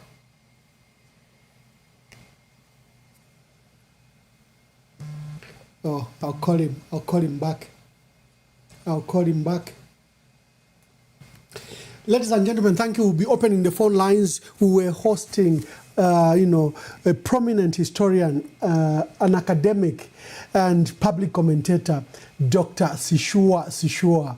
He's given a very, very elaborate thoughts, and I've just lost him. Maybe he'll come on to come and make his last remarks. The lines are open. You now can make your contributions. The lines are open. You can now make your contribution over the various issues that Dr. Sishua Sishua has raised. Let us discuss, quickly begin to call. The lines are open. He's tackled so many things. And he discussed extensively this issue of Brian Mundwile. Let's just play Brian Mundwile's short video. The lines are open. Quickly call. Zambians, I speak to you today having personally witnessed something I never imagined I would see in our beloved country called Zambia. Last night, heavily armed personnel believed to be members of the Zambia army came to my residence in what I can only describe as an attempt on my life. Shots were fired. My home was invaded. My family was terrorized. Honorable Mutotwe Kafwaya and a few others were shot at in my presence. They sustained serious gunshot wounds. I watched one of my colleagues and fellow Zambians bleed as gunfire erupted around us. This was not politics. This was an attack on human life. I thank God that I am alive today. And my heart is with Honorable Mutotwe Kafwaya and other colleagues who were similarly affected, together with their families, and every person who has been traumatized by what happened. I pray that God will preserve their lives, guide the doctors treating them, and give their families the strength to endure this terrible ordeal. This was an attack on Zambia. Let me be absolutely clear. You may attack me, but hello, caller, please tell us your name and where you're calling us from and make your contribution. Hello, Mr. Ambassador. Good day. Please tell us your name and where you're calling us from and make your contribution. Well, Ambassador Nipola Nshilungulwa. Well, I would like to say that Mr. Sishua has actually been so great. Yeah, he has opened up our minds, and we could see what has been happening or what has happened, in these days, and it's very, very true. Now we know exactly why all this has been happening, so promptly that we all started getting confused. Well, Mr. Ambassador, my main contribution is we have spoken out through a ballot, but it seems as though our voices have just remained in a vacuum. We are being deprived of freedom of expression and many more. We are living in fear. We have become aliens in our own country. Where are we going? I'm just praying to our Almighty God to see through, so that we can win these elections. Otherwise, we are all doomed, Bamamba. Thank you so much. Thank you very much. Hello, caller, please tell us your name and where you're calling us from and make your contribution. I would prefer that I withhold my name. Yes, please. But otherwise, my heart is at pains. Yes. Today to be called a Zambian, because Zambia has always shown that we are getting matured in terms of democracy. It is unfortunate that in Zambia, Zambians have always elected presidents and members of parliament through voting. But what we are seeing now, where we are seeing members of Zambia Army going into the homes of a presidential candidate, Mundwile, we are seeing them surrounding polling stations. We have seen Zambians today, they are not able to carry GN20. GN20 has become an offense to be found with a GN20. I have voted in Zambia's elections for many, many times. Unfortunately, or fortunately, all these elections that we have had, GN20 has been an evidence of what has transpired at the polling station. Today we have got an issue in Kanyama where members of NRPUP who were polling agents have been arrested because of being found with GN20. Now, honestly speaking, how does an election become credible if you don't have the GN20? Because GN20 is a document that has got the results that you use to tabulate so that you are able to do the calculation for yourself that you have won or lost an election. This is not starting from today. It's starting from the education sector. When you go into primary school, when the teacher marks, they give you that the marked paper so that you can be able to see your results and where you failed and where you've passed, and you are able to know whether you've passed or not. But today in Zambia, surely 62 years after independence, today a person with a GN20, you are arrested. Where are we going? ECZ should come out in the open on this matter so that they can tell the Zambians to say today it is an illegal thing to be found with a GN20. Bamwamba, this is scary. Zambia is scary. Everyone, no one can make a comment. Even now we are withholding our names because of the kind of the environment that we have in Zambia. Anyone who voices out, you are destined for prison, you are destined to be arrested, you are destined to be harassed. We have Honorable Kafaya. Now we don't know his health. We don't know how he's, whether he's recovering or whatever is happening around him. We have Honorable Chisanga. It's very scary, Ambassador Mwamba. So my only appeal is to the Zambians that you have spoken. The voice has been heard. The most important thing now is let us not be scared of the threat of the bullet, the threat of being arrested. Being arrested, if our forefathers were scared of being arrested and being shot at, they wouldn't have liberated us. So it is now our time as Zambians to be able to protect our votes. And let us start speaking. This matter is not for politicians alone. It's for all of us Zambians. All of us are being affected by the economy. All of us are being affected by the load shedding. Farmers are being affected by the high price of fertilizer. There are a lot of things that are happening in Zambia that should not have been happening. And when Zambians raise these issues, it is not that they hate the government of the day. It is because Zambians want to see change.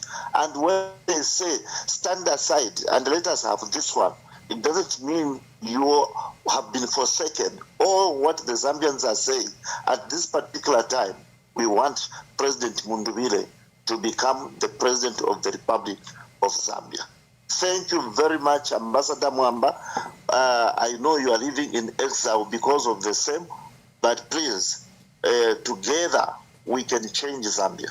Thank you very much. I have Dr. Shua. We had just lost him when he was making his concluding remarks, but we must have the honor to bring him back just to make those concluding remarks. And, he was on the phone for 2 hours. We didn't use a video link. Likely he ran out of battery or something. Let me just get Dr. Shua back. Doc, you are online again. Thank you, Ambassador. Sorry, the battery finished. Oh, I suspected so. No, I was making the final points to say we Zambians should, really understand the importance of values. Nations and individuals fail, not because of anything else, but because of lack of clear values that should shape our conduct. And that we should also have respect for people's different stations. You are doing an important job that platform. And I think that for me, I'm very grateful for the opportunity to not to feature on this platform, but mostly for the opportunity I've provided to many Zambians who don't have a platform on which they could express themselves, especially now. My final remarks is really to appeal to Zambians to be hopeful, to never give up. What is happening now is very, very bad.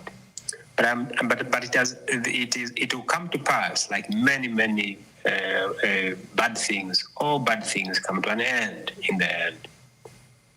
I'm genuinely anguished as much by the deplorable state of our country and the conditions of life for most ordinary citizens as I am, by the extent to which many have resigned and seemingly accepted the status quo as a given. Many steps towards progress nowadays, are cheered as if they are major. It's like we Zambians major in minor issues and minor in major issues and turn minors into major issues. That poverty of ambition frightens me, I speak out in matters of governance out of love for my homeland, out of love for Zambia, out of principle, out of the belief that, we must dare to dream, to aspire for more than the little that we celebrate as triumphs. I don't have to. I can stop writing public political commentaries today and will not lose any penny because there are no benefits attached to what I do. I don't live, in affluence, and it will never be my aspiration to. I also don't feel poor, however. I think it was the former president of Uruguay, Jose Mujica, who said, poor people are those who only work to try to keep an expensive lifestyle and always want more and more. I lead a simple life, but I also want to a better Zambia because I come from that rural background where, I know so many, wonderful, talented people in rural areas that never had the opportunities that I got. I was one of those people, born in poverty, growing up in a rural backward, very limited opportunities. I escaped by chance. And when I look back, I see many, when I got back to rural Zambia, I see many of my former colleagues who are still there, who could have contributed enormously to the country. I don't often mention my background in my public commentaries, mainly because I don't think it is relevant. Even when some people out there who themselves don't know nothing about my life and family history assume that I was born in privileged circumstances, or that I write to advance sectional interests of my non-pay masters, for example. No, I was actually born in the village. There's a village called Naritoya, village in rural Sinanga, one of the most impoverished parts of the country. The nearest public schools I attended, Ambassador, were over 10 kilometers away from home. It was in a Nalikwanda constituency. Ngwangwa knows this because it's a rural backwater.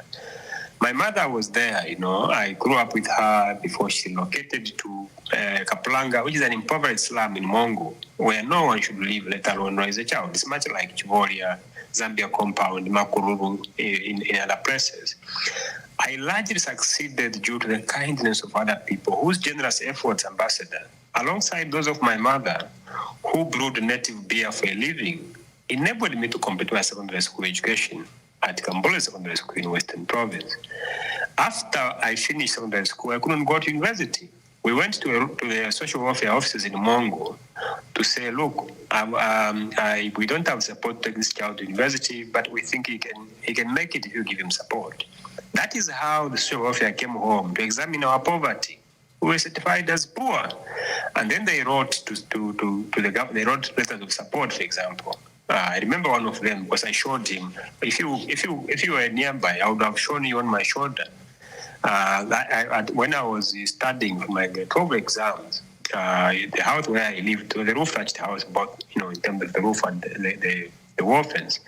I was using candlelight, and one day I fell asleep while leaving the candle on, and it caught fire. It got through the books, and we were sleeping in those kind of beds that you make by digging something in the sand. Yes, Doc. Have we lost him? Have we lost him?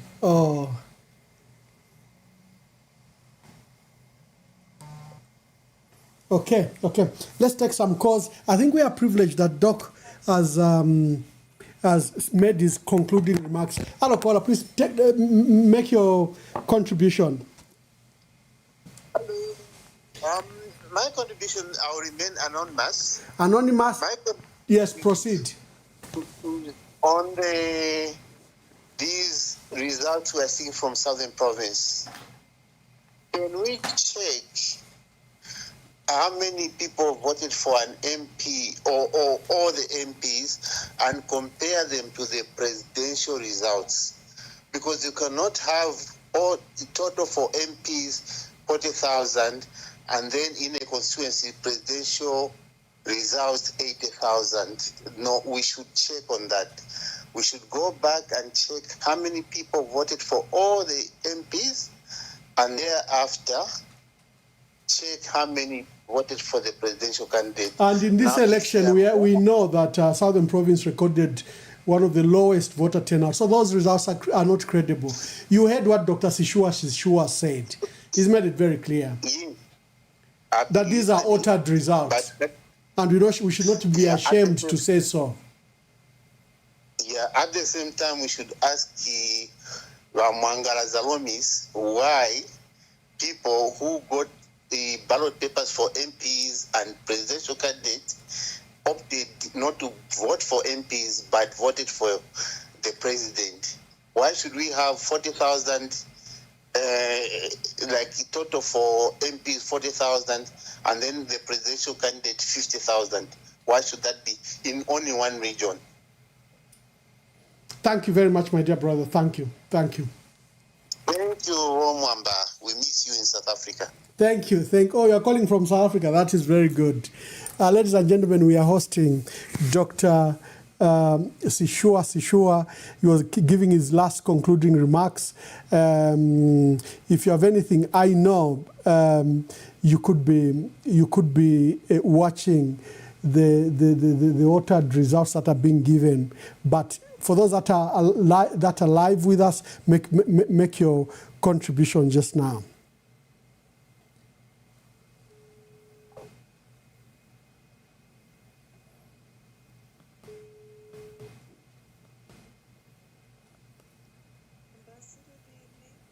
Good evening. Please tell us your name and where you're calling us from and make your contribution.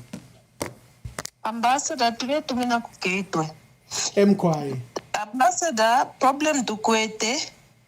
Ngatalo shefintu. Twaswata privilege ya kutamba ko ama comments ya Pasadik conference. Ngatwalole chef yo fialende fintu before tabalapanga suspension na after. Umuntu kutamona kwati nanguni events imbi. Ngatwalolesha ama statistics. Ngatwalolesha ama trends tafilepanga po sense. Ngabalefu aya fibe ati irigo, bafisende fe irigo. Noti ifishiri straight bafipange irigo. Awe. Ifo kukopa belt to abafe straight. Irigo ni irigo. Ligo na yena iwe fe irigo. So nomba fira bale stef ya kusending ati ba army baba funya kuchingola ku stronghold ku kopa belt ku zakire bale nyonga ma votes awe to akana ifwe tulibana BMT ifwe tulibana kopara ngabane fo senda straight ba ambassador ba senda straight noti abantu bale bepaya echo ndetotela lesa chakwe bathi ififyo sefile chitikanisha abantu balisa abakunse baletamba nombopo tusakamene nipali apa kwebati fyonse fe balechita ba UPND awe fiena kulumba kukabwe fichitike bushe kuti walanda tifirife safe firife fair abasoja bafunishe nibanani bapele instruction ilya eno udya we no pele instruction nisha lela ndira state apelele bamundubire ichalo bushe chakwe chakupera chakwe nangula chabantu ero abantu lya balesala alela ndefya musangoyo bushe nish natu babantungwa freedom ilikwisa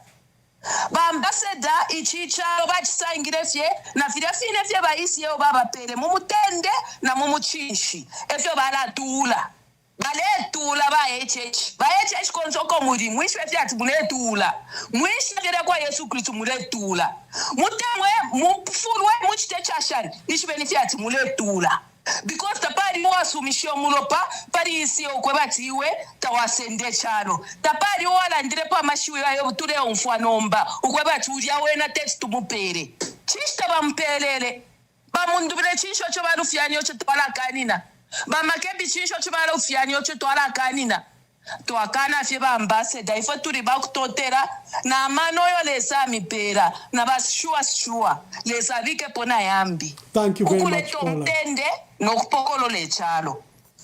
Thank you very much, caller. Thank you. Hello, caller. Please tell us your name and where you're calling us from and make your contribution. Thank you very much. Hello, caller. Please tell us your name and where please switch off your other device, caller, because I can hear myself in the background.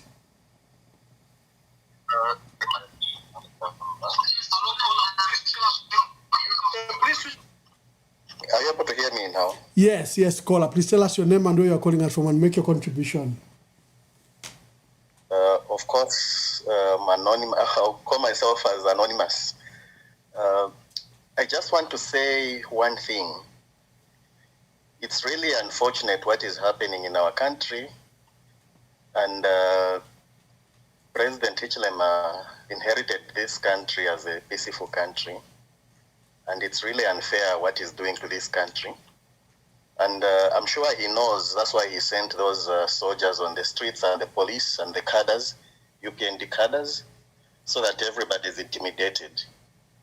Of course, we wouldn't want to do the Kenya way. We wouldn't want to do the Tanzania way. This is our country. But there is no choice now because I think that's the only language that he understands.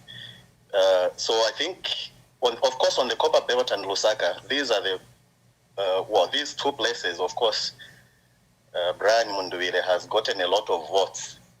And this is where the problem will start. So they're announcing now the results. I don't think they will announce tomorrow because they would want to declare him as winner, as Dr. Sishua said. So it's really, really unfortunate that people's will is going to be thwarted like this.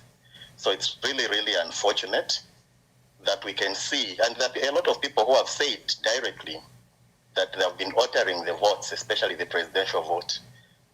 Southern Province had 40%, 50% rate of turnout, those who voted. And that's the reason why we are seeing 40,000 voted for the MP, but 50,000 voted for the president. And it's in all the strongholds. And maybe the similar thing has happened in these other places, in the NRPUP strongholds. Now, of course, people have the Gen 20 forms which were verified, and that's why President Munduwire had the audacity to say he has won. Of course, he didn't declare himself, but it was because of that. And the international community, they are here quite all right. They don't have any other role other than just advising and recommending, but it's not enough. Even if they talk to this man, there's nothing that's going to happen. So, unfortunately, people died for our independence, and a lot of people have died along the way. A lot of people have been arrested, but the power of the people, they are the majority, and there's no way he's going to reap where he didn't sow. We gave him 5 years to run this country. He failed lamentably. So you have no choice but to vacate and let other people take this role. Thank you. Thank you very much. I've got two more callers waiting. Hello, caller. Please tell us your name and where you're calling us from and make your contribution. Yes, good evening, Ambassador. Good evening, ma'am. Tell us your name and where you're calling us from and make your contribution. Okay, my name is Banachanda from Kasama. Banachanda from Kasama, Landenipo. Mkwai awe mwe bantu bakwalesa tuli mune fresh tikalelo povere twavotela. It is a very sad state of affair looking at the way things have turned out. But Ambassador, the one thing I want to find out is where our partners in this process. Who do I mean partners? I mean those who have been like the presidential candidates who stood in this election. When you look at them, they're all quiet and left the fight to just Brian Mundubile and Makebi and them. There's no one who's standing up with them, because this is not for Brian and Makebi alone, but it's a fight for everyone who was in this race. So they should have been standing up with Makebi and Mundubile. And for me, the issue is, Ambassador, is it because, when you see the trend of the results that have been coming out, they were getting zeros, and now we see them getting some numbers here and there. Is it a one way of just shutting them up to say it's okay, they've lost and they've just withdrawn from the whole process? And I think as a nation, we need to stand up and fight for the democracy that we are a nation that is a beacon of democracy in the southern African part of Africa. But we are seeing this democracy slipping under our hands just like that, which is not a good thing. Ambassador, I also wish to state that as a citizen, Vanachanda, from Kasama, when you see incidences happening like what happened yesterday, where we saw Brian Mundubile come even on TV, on your live stream show, and he speaks to the issues that had happened, and then we see people saying those were staged kind of arrangements. I tend to wonder what kind of a nation have we turned into if you can ask somebody to come and stage such kind of an incident, and whatever he says, we say, no, it's not true. It reminds me of the time when JJ was abducted, when he told the nation, and we all said, no, he staged that. Even today, people still say he staged that. I don't know why we've gone with the definition of Ubuntu in us as Zambians. We've thrown away that. I think we should be at a point where we start thinking, who are we as a nation? We are a Christian nation. Zambia is built on Christian values. The moment it was declared a Christian nation. Let's follow that. I know we seem to have lost all the principles of Christianity, the love that we're supposed to have as a nation. Ambassador, it's a very sad state of affair. And for me, I'm crying. My heart is bleeding because we've lost who we are as a nation, our identity. Who are we as a nation? And for me, I wish to make an appeal to the president of this country, Mr. Hakainde Hichilema.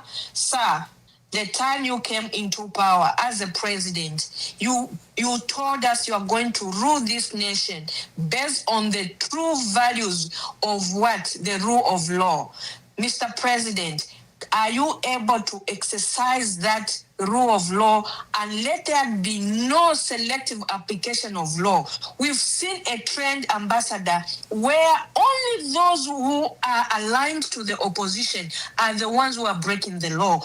I saw what happened when Mkandila stood to just ask a simple question. What happened? Today, I've actually read on your platform where I'm seeing that even his accreditation to the Total Center has been withdrawn. What about the gentleman in this morning who was shouting in his pajamas? Has his accreditation also been withdrawn or revoked? I think these are the things we should be talking about, and it pains. As a country, we want to just isolate issues, and we tend to play a deaf ears and blind eyes to the issues that are happening. It's very, very unfortunate. Zambians, let's rise above these politics and let's practice love and let's Ubuntu prevail in us as a nation. Ambassador, that's my appeal to the Zambian and also an appeal to the President of Zambia. Thank you, Ambassador. Hello, caller, please tell us your name and where you're calling us from and make your contribution. Mwabombeni wa mwamba njwa munkonge mwabombeni mkwai mwabombeni wa munkonge landen poyama awe wa mwambe chakolera povena ndeni totela mulimo mulebomba okurusana nakula totela ferionse esale msunga fyo mutende ngefya mpera mano ishita yonse bamwambo fonde fo okurandako shakwe bati natumwana ko bafuma abaye chechi bali tumakarufyanya okwe bati bahisize tibakwate chance ya kusta declare twabe fyongo twamona okwe bati bali mutuma again twasa mona okwe bati batuma amasoja bakwate ku access ya ma G20 tule mona twasa mwana nomba pali ofu bachita kwefya kwe bati at least tumari zawo tsuture moneka ko bwino kumwabo bambo kupunda orubiro nomba nde pisha ko ba ambassador bushifu twara konkanya fyo kutamba ama stage yonse bale panga abapange fya pabafikire what is the next stage bushifu twara chitapo shani orondero mbako na kuba neso ama candidates bambibo bachitire declare as a winner mweba ba same district n'abanene baraba nene ubutabara chita declare mwaya afika ko mwabasita ko support mwabeba konenko ndoyo ngachipitamo koko bati mwabombera chapamo beba fyaba ko bachoyine kali nabampunda na mbox fyawe katuisa kama nini mbona bamwambaya mbi ama constituency limbi aliko yabiri umbi bamushita declare same district umbiena tiyo festival erolera edio wa ambassador ine shishwe nacho ningalanda bushe wa kasonde mwenda na ba mukandira techi mukwate kofe chance yako batumina koko pako batirinde mwabe pusha ko pandi fota tuishibe yaramari zawo tsibale punda pali ino nstatufure to akwata ko idea panono ngare staff ya iso kufuma kulia bapokerera bena abantu besu bonse aba kulia no ishiba nangubale ishibo ko bato kulia eshire nabapokerera poali so bakwata ko information kuroko ya refu mana ngutabara chitapo filifyonse nangupali aya bapunda yonse kuri bari ama representatives besu ushe pali ko sofa pali po bamwene apa ko batapa pale moneka ko kongama so kutina romba ko ba ambassador ni mwatumina ko bakasonde mwenda mwabepusha kwa question yo mwinga bepusha ninji shwana ko chito wasekeramo bantu mwalishuwo kuipusha bwino sana bifota turapango rutampuro ruronse kumano yeso no kutontonkanya baraba liko kulia abatuiminine ko ngabatwe ko sofa amari zawo sofa yare ingira yofe yare fuma inshuti barengana ifoko twa indera pa mu kutontonkanya tirimbi foto yasana mu kutontonkanya kanshinishi bare sita kwa ndo fintu wino so ndero mbako ba ambassador kutuma batumina kwa mafoni batupere kwa ma insight pali karwa kashita ndeko seresha kofi abanensu abapokereri abashirika na bena tete bambe fe bambo kuma pantu bambe kuri urawe no mwenso ba ambassador bare pera chance iya kwebati na abareiba ifya kwiba nanguba MP bachuwina baruso murandi wakumona kati abasoja na besa abasoja tapare ko turista katuchite maintain fifine barandire okwebati bamundubire n'abalitinga n'abawina ama elections mu ma polling stations not to win by declaring so tufunye po ile negative mind twararekera shani kabwarara o ture mona tarefu okutibire cyo tukwete fo twambe no kuranda tawe kabiri na twebirawe tufunye po yo mutima bamundubire nangubaya bakonka babasta intimidate bachita bashani bayipa abantu ile vote twagombere ni kankara sana baire printira mapepa ya kutupa impia shangira moshengi nishwe bena Zambia twinga chitira fe give up chipiri bari bazayeri abo bena ngani bazanyere ngani bashitani ba komanda abo baingira benchi to bena Zambia Zambia yikulukutira pa muntu umwe urabona omupashi tukwatefewa kushipwako bati declare ama results kulingana ba mundu birefo bawinine nangu bawina 52% nangu ni 51 futa tukwete nshito as long as abena Zambia fo barefo akuchinja obuteko mumone ba shushuwo fo barondorora nga twapanga mistake nishitapale fo tuinga chitarolesha ina fo barondorora kwambira pali ba mwana wasa bonsa ma president bari abarepanga ko chintu chimo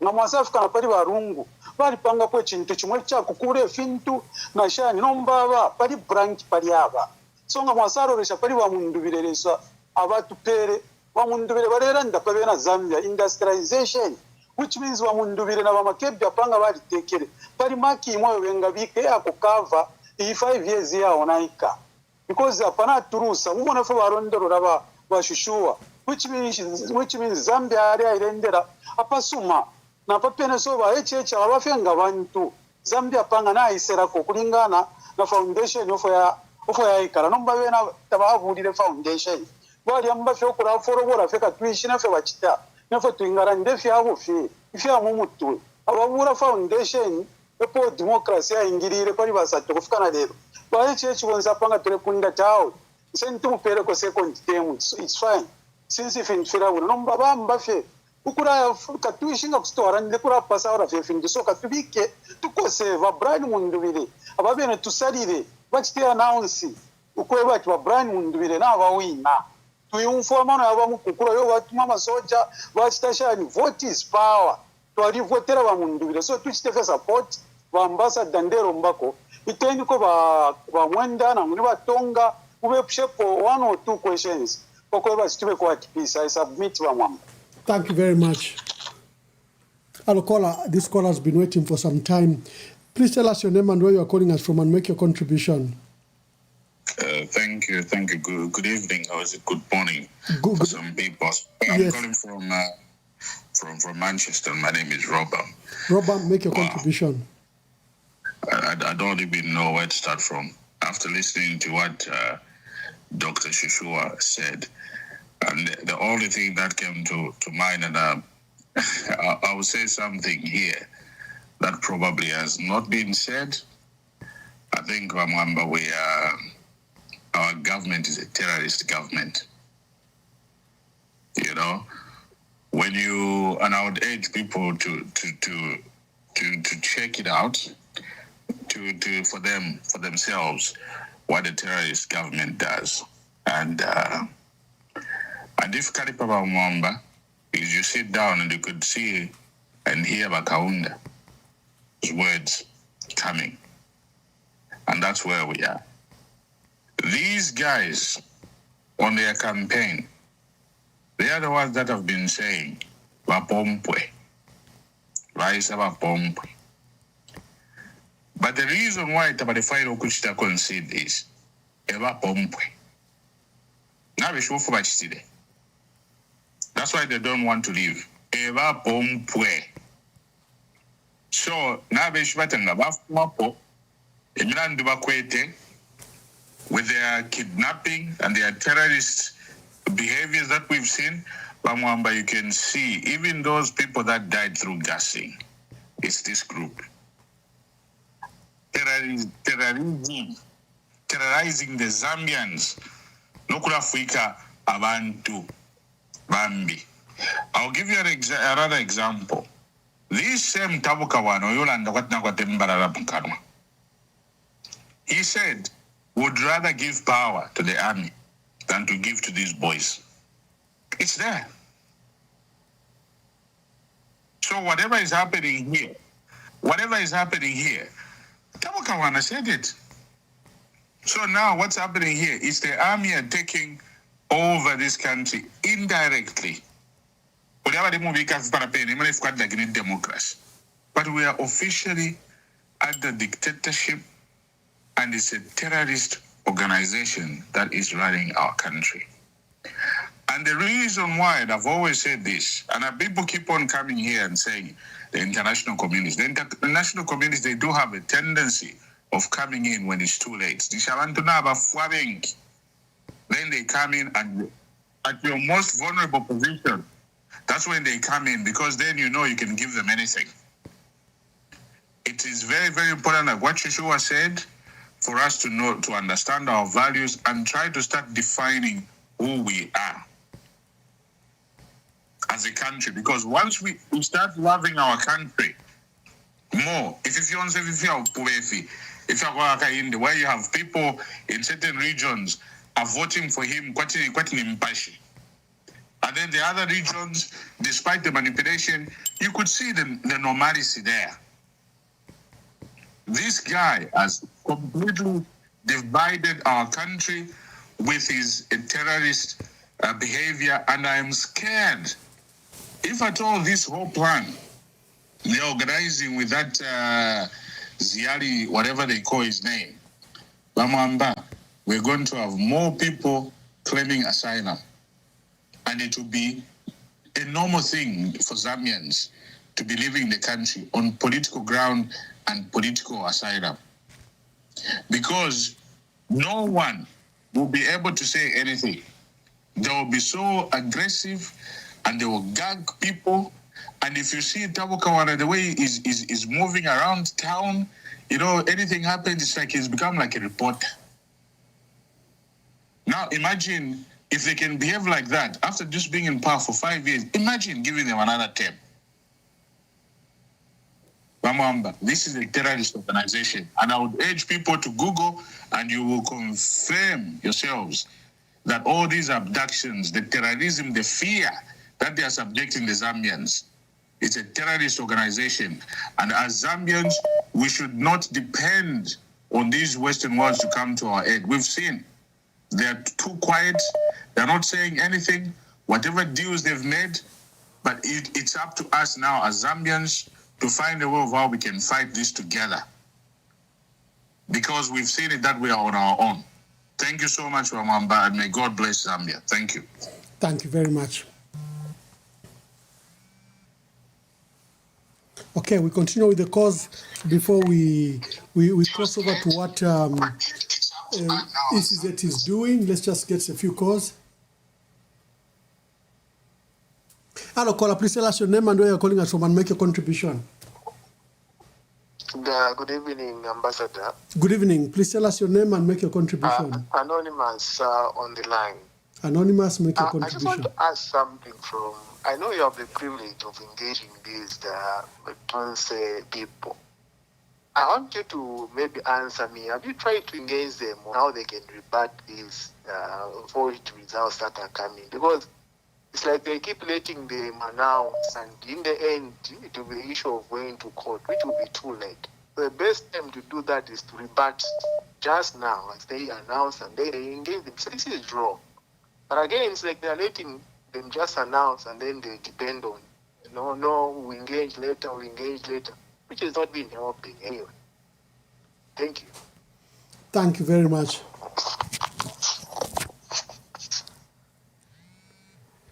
Hello, caller. Please tell us your name and where you're calling us from.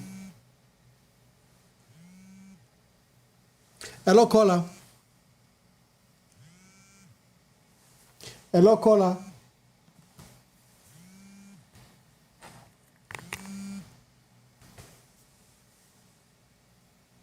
Oh, we've lost the call.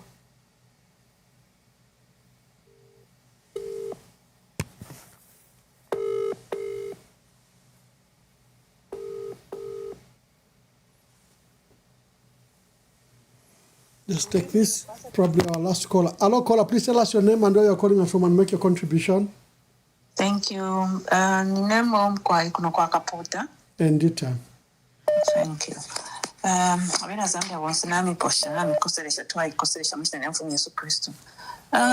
Kamufa ifi alondola basishuwa fingi sana isituntu sana. Shakche we muntu we wash winga temu kwikala muchishinga na mchalo chikwetu mtende. Those are very good encouraging words. Information is ituntu ikankala to put you to a level of ukwishiba isho tufilo kwikala mchalo. Number ilo bachitile lift kupenda my election ama ballots kula bachita suspend ba namayo bali aba kutungulule sha ECZ. Into baishile chita lift ida ban babwesha watonse West bali mutamfya mulyaka pantu achita like Iceland at au bali reading ama numbers yange pantu ali kwataire baletila G20 so nokufundwa twafundire twasambirire kwate nama G20 kwate nama G20 tachafuire sana pantu balechinja nalitambako video imo ya kumansa na kumbalambala uko mulemo mbali mulela ndukulanga ati awe kalitule mkutwala kwa yambia ma G20 leya mkutwala kwa yambia ma G20 I questioned ngabala yatwala koshani but na jimona fila bale namu na ba Salome sibalela ndokutila ati uyo bale mkalipila we are reading tawlefo kumfwa fumwe mufunyeni pase awe na chine abashidika bamufumya ifo fine file tinya pandu aina ma elections ifo ero twamunapo mwaba abashidika Poor my elections ya ambiloko back after independence. Tuambiloko vote in the 70s, late 70s into 80s. Tatwa mwenapo abashidika baba involved. Pali wakaunda. Tatwa mwenepo. Ero bambitwale vote na kuma polling stations ya kwebati nachipala mokuinga basana security. Nishipikala mlusaka. Tatwa mwenepo kwa baba shidika. Kwali waka polling station yaka wakula ku State House. Takwa with bakaunda bali kwete sana ba paramilitary bali abale mina mwisambali afimu tishanshani ngakula my elections those guys will never see me abai kwale afi ba policemen chapa na vote bali kwata ne mfuti mwe no mbechi chitika echa kuleta abashirika pa musebu bushefo Zambia yala bamwe na Zambia to like kalashani pantu ya my elections Fianza vifilela ngishafe kuno ile G20 na mutsa equip abantu information bose na twishimo ko batukwatechi kuchipembererechi bakwata but ngavafika kula kune kuma offices yakalamba ukuli chibanza chikalambe cha ku utungulira ko kupenda kwatu katotu vala tamfi abantu balakana ati how it is. So how are we going to take this mwena Zambia chala bashani nibaka inde baratwali lokuteka na corruption ni monekelfe pambili elonge fifi akwikata ba mundu bire ngefi abantu tumfuire tatushiba kuli ba mfwa katotwe tatushiba kuli ba George Sanga tatushiba kuli ba mukawa tasira lungu ba mfwa katotwe ashidi mfuiki bali mlase polo tatushiba mu bantu bizanga yashani ba president tabafu minetu say anything pali chintu bali fe focused na my elections tu bawine babe bakateka okutitikisha abantu ifu muchalo awe pandeni kwa mano tumfefe twala ikala musichino chalo teti tuika lefi pata ni yaku Uganda pata ni yaku Tanzania aikata abantu akaka abantu ero yona mayo aliye mkuba sworn in as president bahakainde balasha abantu michifunga pamande bakala basa swearing as president tatulelombe nkonda we want peace we need the peace that Zambia has always had and it's not very well it's an oasis of peace napo balungu balushire bali pela maka bakaunda vena nabo balusa kuli bachiruba but bola maka mulumendo bafuma pobaya namba imo bakaindo kusa tufisha kuli ino ishaka bati mwachisa suspend ile shamunapo and I do follow elections in different countries per time kula ma general elections takwa woko bachisa suspend counting of ballot papers if there is contention in other polling stations those contentions are managed kula queen but kula ku central ground kula wako na security ya kwebati takoli disturbance in counting the results as they are flooding ama ballots ndomba bena baisa suspend palusakata pali no bwasi hapo kuno kuma mpanga kwa kaputa na mungombe twalitamba bale toba gate bale punka kula kuninge ko balandi at suspend voting elo kuno tule penda as we lift the ban how do we take it chintu icha kuchinja ma abantu 5 years twaba muna bakainde lyonse kuchinja mafunde bafisha na kukuchinja mafunde ku ECZ suspend the counting of ballots basa at the lift bakaka nemi time yakobati teki umuntu na ka G20 apepeshe koko kumkana na bakwata ma G20 yaboko mwebera Zambia na ipsha koktila twala ikalashani chala bashani fish twala chita pantu ne yoine yakutwala polo kunganda ya civilian lechita kofe contest ama elections tefa tuingie kalefe te Zambia yo kuve ko kupepefya ibela na totela sana mkwae. Thank you very much. Thank you. Hello, caller. Please tell us your name and where you are calling us from and make your contribution. Ambassador, I've been doing haphazardly. This is David. David from Mongu, make your contribution. We are live on EMV. Yes. Ambassador, I've been asking you for the contacts of our host, which you haven't provided. There was reason why I needed it urgently, because I had a feeling that will appear on your broadcast. Oh, Dr. Sishua. My own. Yes. I'll send him your number. Yes. Because I wanted him to polish up on a very important research, which I've been doing. It is a span of 140 years. It starts from Cecil Rhodes to Tiny Rowlands. Now we've got Tony Blair. The British influence on African leaders. The pattern is the same. The result is the same. In your conversation with Dr. Shishua, you mentioned the British ambassador. Why she's been so silent on the human rights. One, because Tony Blair is playing a critical role in the governance of this country. Tony Blair has an office in State House or a community house. What is the role of Tony Blair in our current administration? Secondly, in SADC region, you have the only country which approved Starlink is Zambia. It was the first country to approve Starlink. Starlink is having problems in Namibia. Starlink is having problems in South Africa. So Starlink had a very big influence, Errol Marx, in the administration of Donald Trump. So how do you expect these two weak powers to talk about the person who's facilitating them? Those are issues which are there.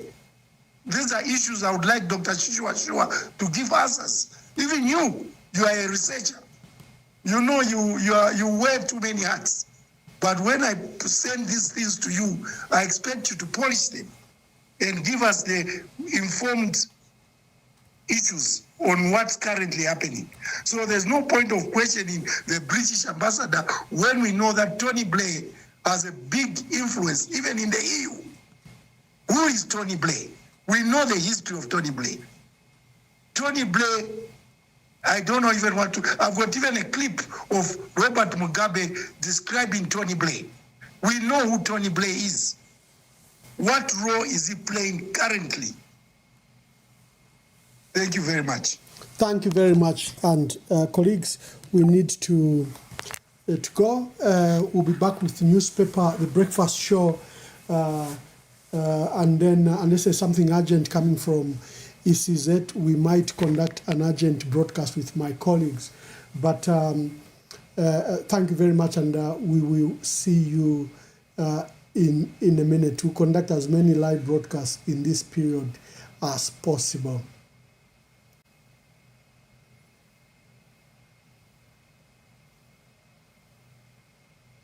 Yeah, just a minute.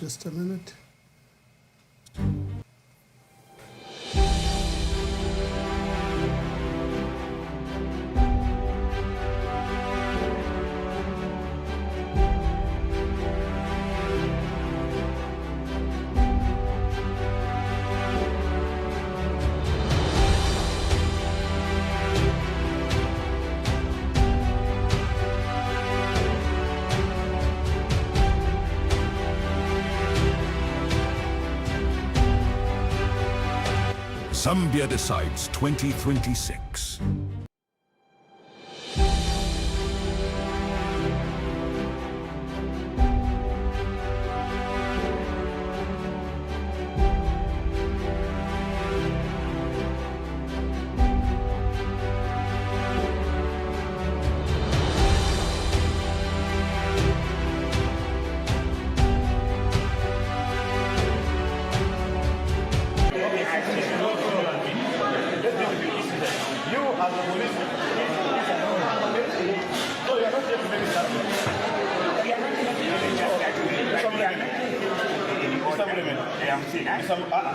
You are interrupting me. Can you ask it twice? No, you can't tell the police officer like that. You can't tell the police officer like that. So, excuse me. Mr. Muremena will do his job. That's all. Okay, so Mr. Muremena is not proceed. I'll be here. Mr. Muremena is proceeding. So, you are not going to proceed. we have to go and do the recount because our agents were driven away from here because of violence which is outside. So I'm not going to allow that.